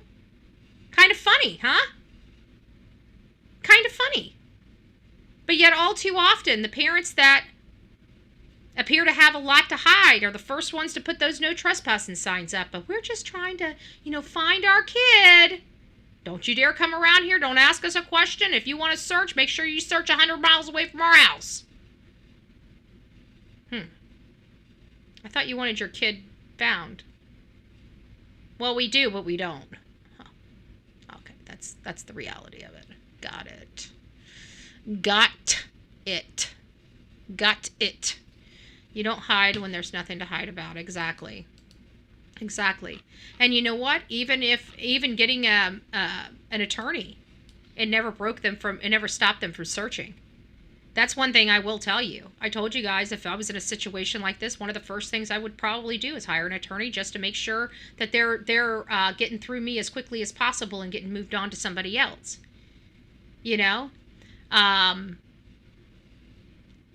But still, it would never stop me from going out and searching. It still wouldn't stop me from getting online and advocating for my child and begging for people and giving details out for people, whether they wanted to hear them or not. It still wouldn't stop me from opening my mouth or trying to advocate for my child or making sure that everybody has the most up-to-date photos of my child. It still wouldn't stop that. Yet all too often, these people think, oh, well, we've lawyered up. That means we don't have to do nothing anymore. We don't have to do nothing anymore. And that's the worst thing about it. But these are identified behaviors that we see from person to person, from criminal to criminal, from case to case. I keep trying to show you these criminals behave the exact same. And you know what? Real parents that are missing their children, They act the exact same as well. The only illusion we've got about, people grieve differently, the only time we hear that is from the defense attorneys, because they want to condition your mind to think that people actually grieve differently.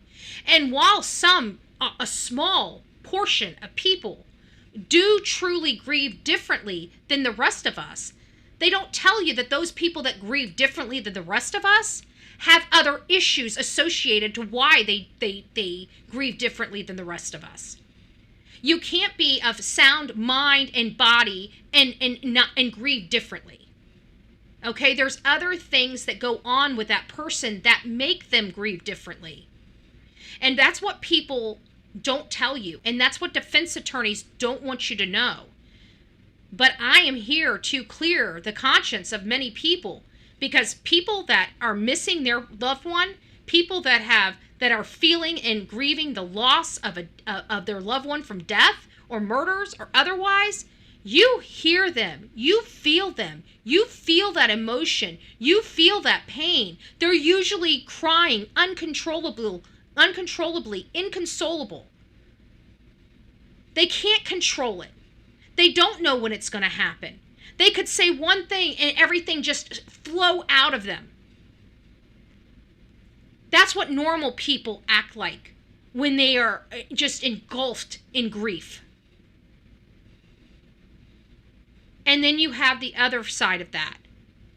People that are trying to connive, be cunning, that are creating hoax for us to believe, and trying to infiltrate our mind and say, shame on you, I just grieve differently. Well, you better show me you're a sociopath. You better show me you got some mental illness. You better show me some type of paperwork to prove that you grieve differently. Because normal people, they grieve the same. We have many books on it. What is it, 5 or 7 stages of grieving, right? Why don't they say, oh, but this is only for these folks, or this is only for these folks? No, normal people grieve the same. They go through the same grieving process as everybody else. You can't have your cake and eat it too, but that's what defense attorneys do. That's what defense attorneys do. And so now people are always in the press now saying, well, people grieve differently. No, they do not. And the ones that do are such a small portion of people. I don't like cake. Oh, look at those little puppy faces. Oh, dear goodness. Oh, dear goodness. Is that a little chalky lab? Is that a little poopy? I see a little poopy. That is a cute photo. That is a cute photo. Where are we? I think we got through pretty much all the questions. I think we got through all of the questions. I don't know. BHB, you would be a great prosecutor. I don't wish to. I'm a great speaker. And if I remember things, I don't want the job of that. Even though I actually thought I would go back and finish up my degree, I never did it. And then I got into this and never really seen any reason to keep going. We do so much here, and maybe one day, maybe in my next life, they can arrest without a body, but it's way too soon for that. Well, not necessarily. I mean, yes and no. If they found, because we know that they found blood inside the home. If they can prove that blood inside the home, one, is the baby's, and that the amount of blood that they have observed or saw or collected would be more than a child could afford to lose without succumbing to those injuries, then they can go ahead and move forward. That would be sufficient probable cause for the arrest. Many don't necessarily arrest at that stage because the way it works is you have 180 days to bring the case before the, bring the case. It's your speedy trial right.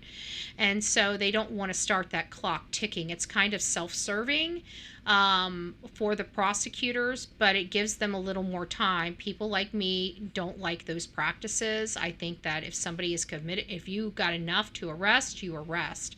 But a lot of them will wait, a week, 2 weeks, a month, just to give them extra investigative time in situations like this where the person isn't posing an additional threat to the community or what have you. And you guys might be saying, anybody out that's done violent crimes, it's out, they pose a threat to the community. That is true, but one thing we're hearing is that they're basically pent up in their house. So I'm sure if that starts changing, they may want to start speeding up the process for arrest a little bit quicker than they would normally. But it's not the first time that I've heard of them having enough evidence and still not arresting. It typically comes down to the fact of, do they have enough to take to trial? Usually they don't want that arrest until they know if they had to go to trial tomorrow, they could make the case. So Danielle says, your opinion. I think Rebecca has isolated herself from her family. I thought this immediately. The family who come forward seem distant by the words they used discussing the baby. Oh, I agree. But we also know that one of the number one things that abusers do is isolate us from our family and friends, because that's how they're able to continue and hold on to that abuse. And so my biggest point here is not really not to advocate for Rebecca to do the right thing, but it's also understanding what we're dealing with here. And it's hard for me as an abused woman to see the signs of a battered wife and knowing what those things do to somebody psychologically, spiritually, mentally, the hopelessness, the helplessness, and stuff like that. And then now we're finding out that he did this once before, and not only that, but had his ex-wife arrested right along with him because he didn't want to acknowledge what he had done when he was alone.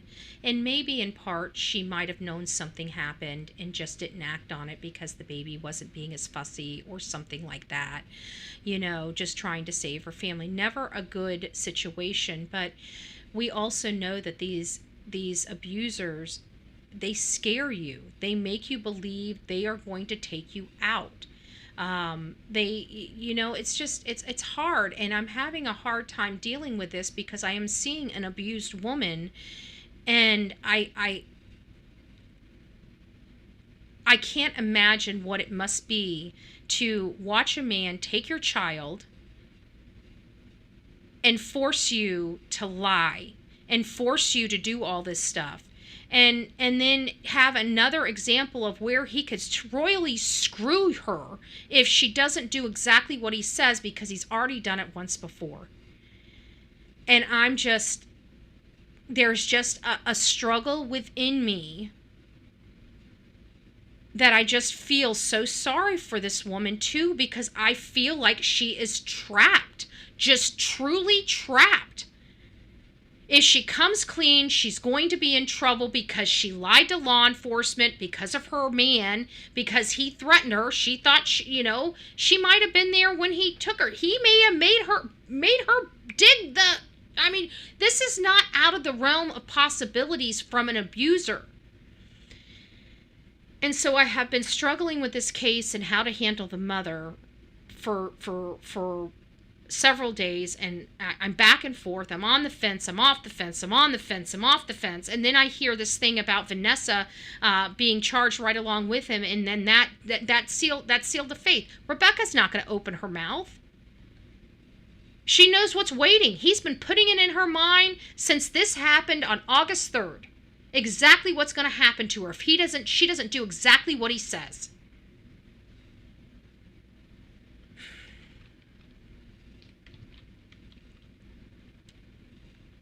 I just wish law enforcement would go and arrest him and get him away from her. Find out what truly happened, and if she needs to go to jail, she needs to go to jail.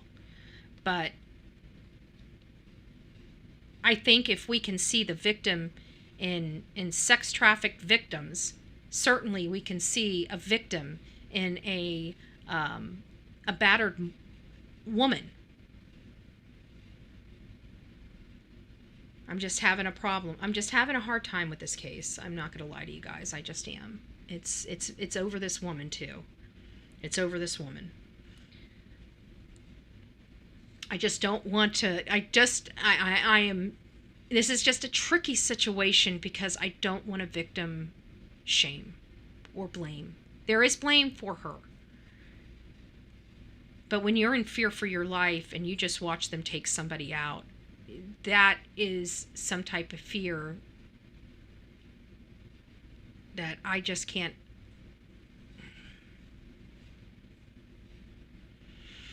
Yeah, the writing is on the wall. It's just hard for me because I know what this woman is going through. And I know, I mean, not to this degree, but it's just hard. I'm different about children than myself for my safety, and everybody should be. That's why I can't give her a free pass, but I'm still, it doesn't change the fact that I feel really bad about what her family dynamic is. When I saw her with her 2 kids, I saw a very happy, proud woman, and I only saw one photo of her with both the kids, and it just broke my heart. And see, even like this, you know, this photo of this boy, he is on Jake's lap. When that photo, the one where I say it looks like he's got a red mark on his cheek.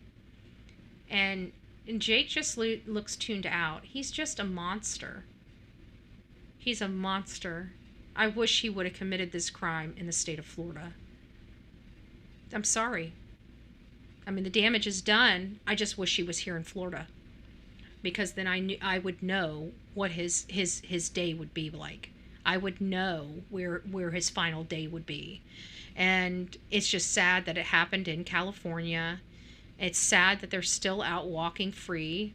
I'm glad to know that they're miserable as shit and caged in that home. They should be very thankful that Bullhorn Betty lives in Florida, because if I was anywhere in California, you think you're sleeping? I don't know if you know anything about me, but we don't let people sleep too much. And you guys are in a protest welcoming state, so I'm pretty sure I would have had a field day in front of your home. I will tell you that. You should be very thankful. Very thankful. But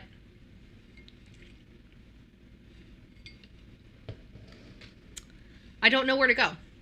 So this is what I want you guys to do. And I need your help. I absolutely need your help. I need, like, I've already received some emails. I'm going to be going through them tonight. I'll be up until probably about 10. I'm closing the show down. So I'll probably be, for like the next hour or hour and a half, I'll be going through some emails. I want you guys to write me and explain to me what your opinion and how we should handle this case, of Rebecca. I mean, I'm going scorched earth on Jake because I don't like him. I don't trust him. He's a child abuser, and I hate child abusers. So he's done in our book here on the Bullhorn Betty channel. If you don't believe he's involved or whatever, and you don't like hearing the commentary, this would be probably your best time to probably unsubscribe and move on until the next case. But we're going scorched earth on him. I'm just having a problem with Rebecca. There's just something in my gut telling me that it's worse than we think it is for her, and I just need to slow my roll on my condemnation until I find out really what's going on with her personally, because I just have some, when I hear it, when my body is telling me to slow up, I slow up. There's a reason why my body's telling me this, and I just feel like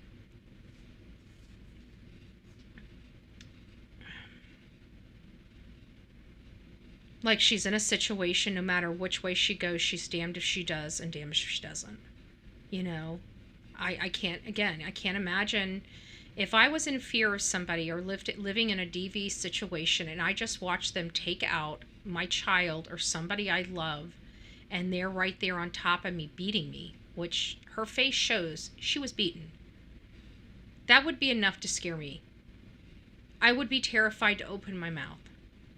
And I know that because I was never put in a situation like this, and there were times I was terrified of opening my mouth. I'd rather her be in jail than missing too. Good point, Teresa. Good point. But I want you guys to write me and tell me how you think I should handle the mom. Am I being too soft? Which it's hard to believe, but I feel like I'm being too soft.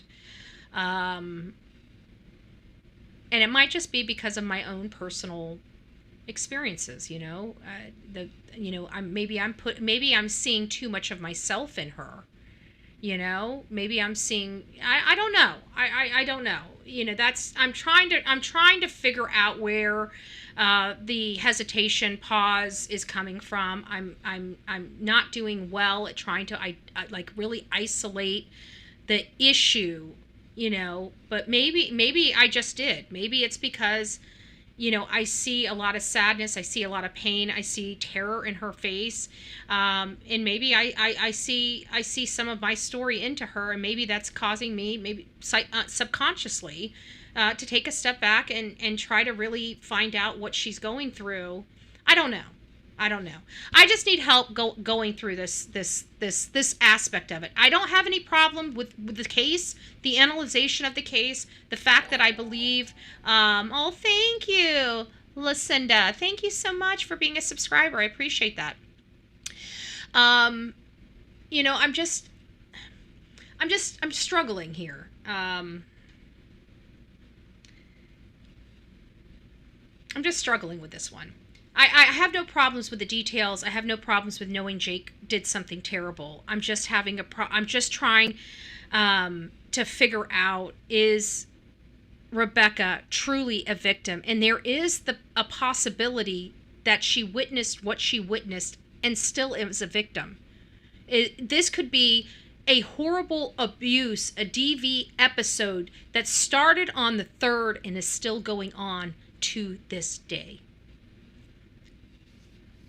Jake is a seasoned abuser, no body, no crime. Yeah, and not only that, because he had his daughter, right? His daughter was abused, and he went to jail for that. He knows if there's another incident like this, he's done. He knows that. He knows that. If there's another incident like the other one, he's done. And so he might have taken that mentality. If there's nobody here, you know. But in all fairness, there's one thing I can't say about California, and the one thing I can't say about California is they won't take a circumstantial case to trial. They will. They will take a no-body case to trial. California has multiple times, much like Florida.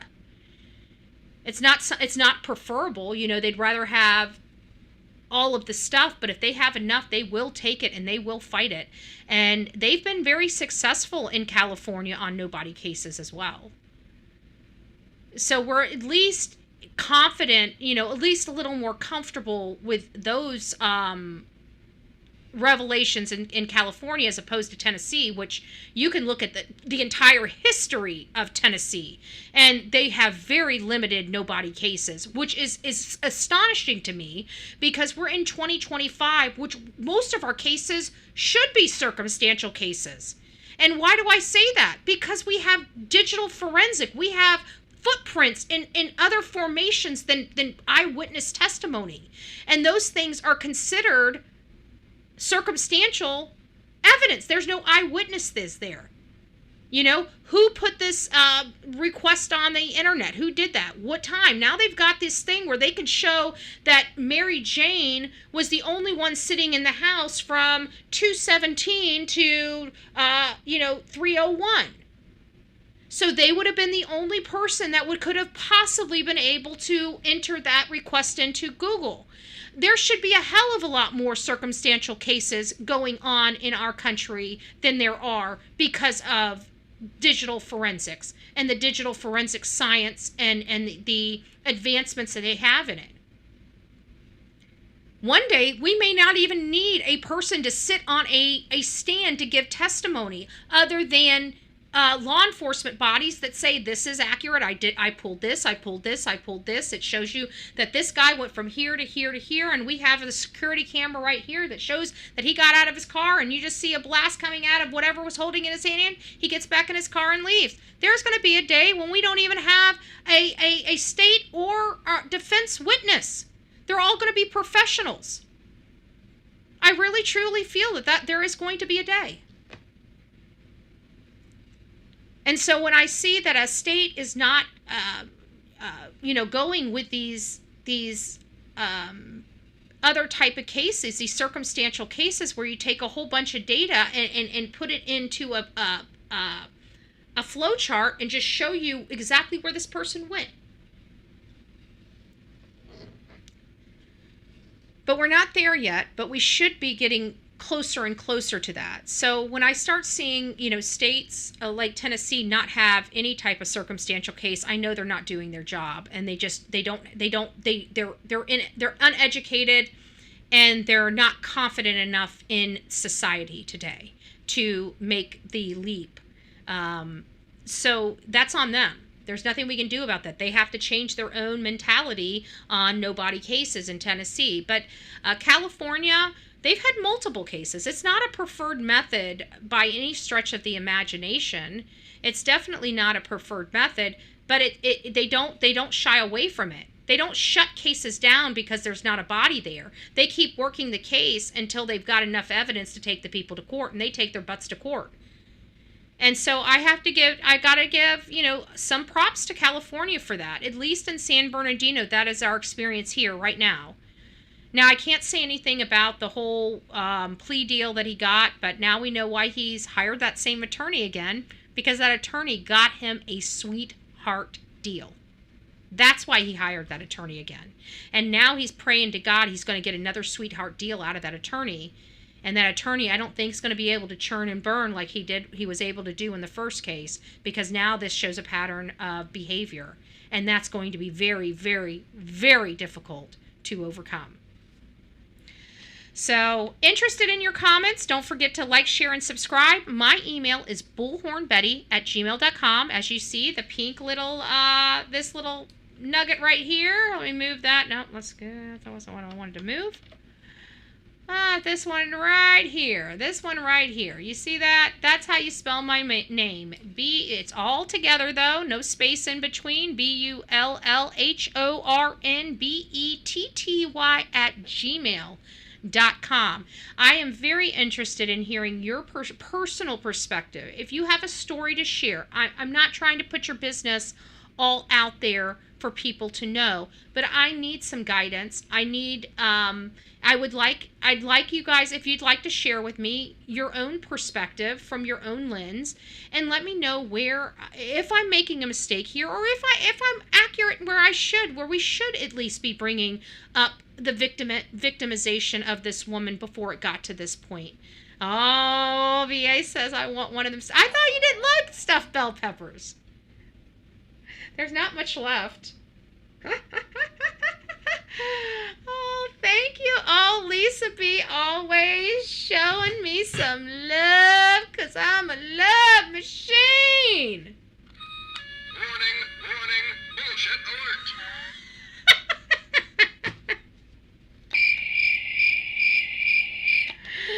Oh, good gracious. Now let me go up and read.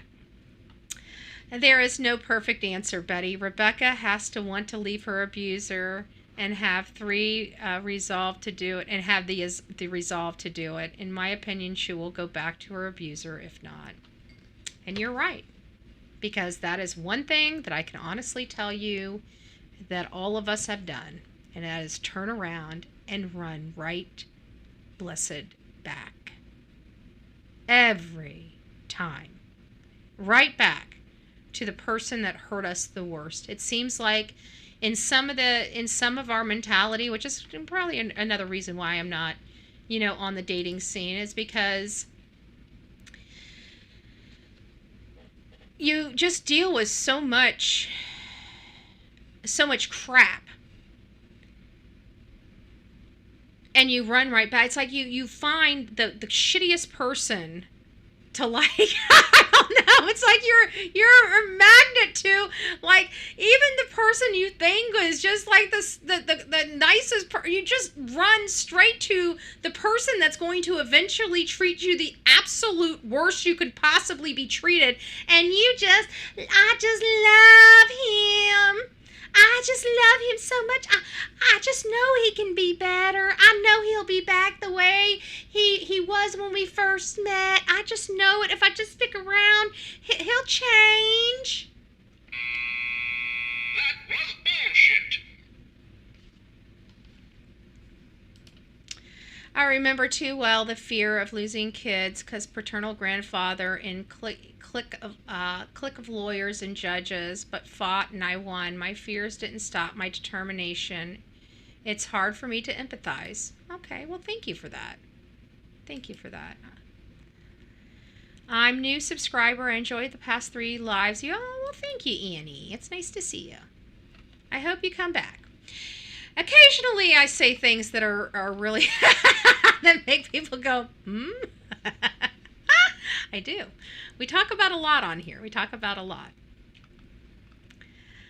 What does it say? Fight, regardless of fear. But some people are just instilled like that, and I keep wondering. Go back and forth. If I had a kid, would I have put up with the abuse as long as I did? And you pray to God that you're not one of these people, right? You pray to God, if something like that happened, you would have had the strength to leave. But that doesn't necessarily always mean that you will or you can. And we know one of the most lethal times of any situation is when you're ready to leave. How do we know that she just didn't have enough and threatened to leave? And that's what happened when she threatened to leave. You guys see where I'm coming from? I think we need to get to the bottom of this, especially with the fact that this guy has done this before. And he's royally screwed up not only his daughter's life, but his ex-wife's life as well. Is he doing the same thing to this lady? Because, how do we know she did? This wasn't her attempt to leave, and this is what happened. Me, I don't like throwing hypotheticals out there for guilt trips and stuff like that. But, with a situation like this, it is in my mind. I'm thinking about a lot of this, and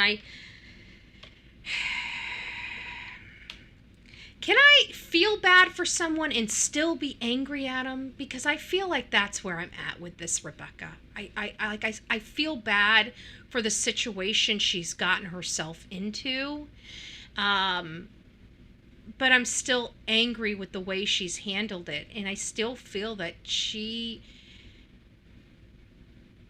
has to be held accountable for her part.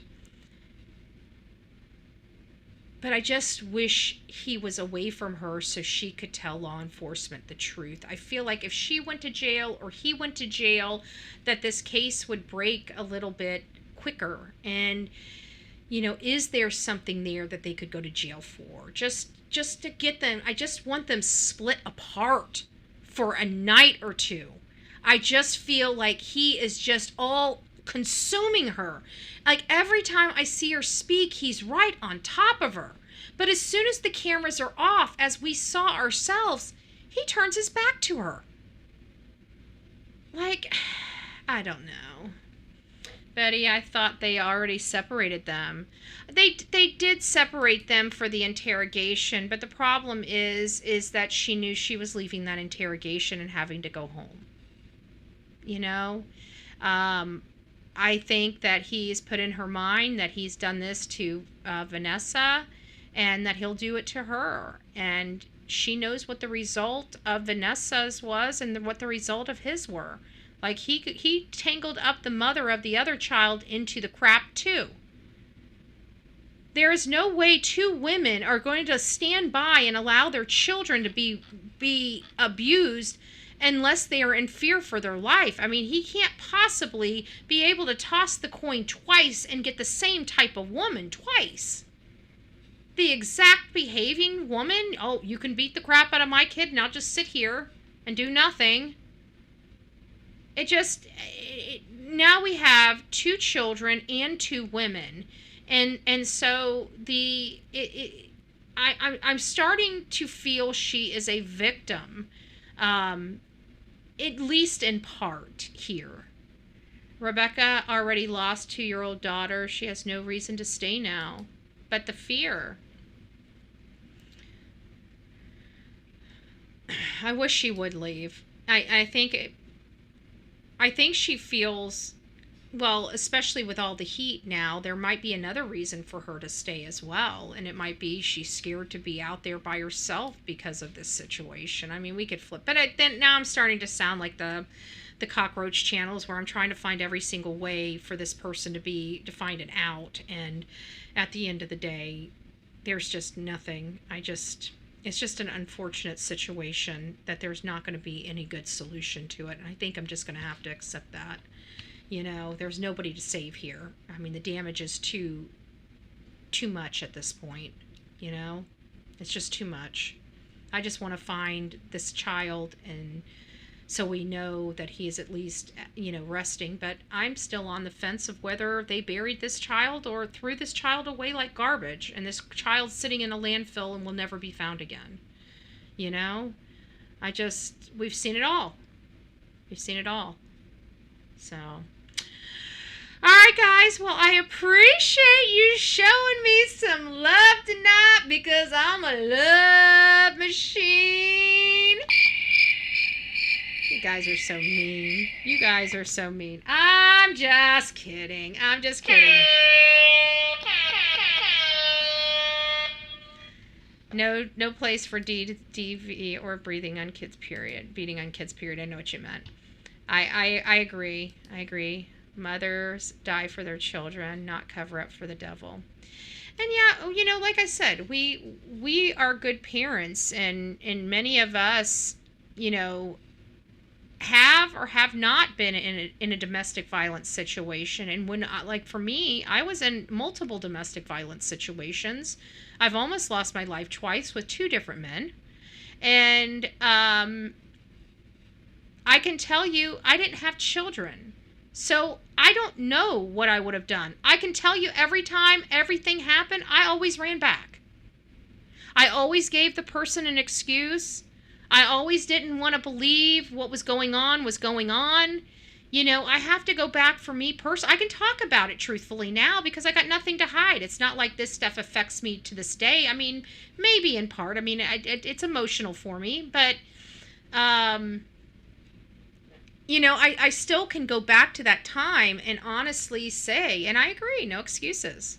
But I keep wondering, for me, I pray to God that if I, you know, even in my 20s and all as messed up in my head as I was messed up in my head, I pray to God if I had a child that I would have been strong. But I can tell you there were some really low points in my walk, and I'm almost thankful in part, as hard as it is for me to admit this, that I didn't have a child. You know, I can't imagine some of the stuff I did. Well, I also think, you know, if I had a child, would I have done some of the stuff I did? You know, there's always that too. You know, there's a lot of stuff I did because I wasn't tied down, and you know, maybe the path would have been just a little bit different if I did have a ball and chain. I don't know. You know, that's the crazy part about all this, and why there's so much confliction. Is because you almost feel like you want to believe you would do this, but would you really? You know? We know what you would have done if you had a child. I would hope. My husband was a lazy liar, thankfully never abusive. Well, even lying is, you know, in my opinion, a part of mental abuse, you know? Especially the letdown. I mean, can you imagine? Because that was the problem with my ex-husband. He was, you know, he got nasty when he drank liquor. He kind of got stupid funny when it was just beer. But the one thing I couldn't stand about him is he lied. He lied. If he thought he was going to get in trouble or he thought he did something wrong, he would lie and I would trust him, and then I'd be let down because I realized he lied, and whatever he lied about ended up costing me money. So it was just,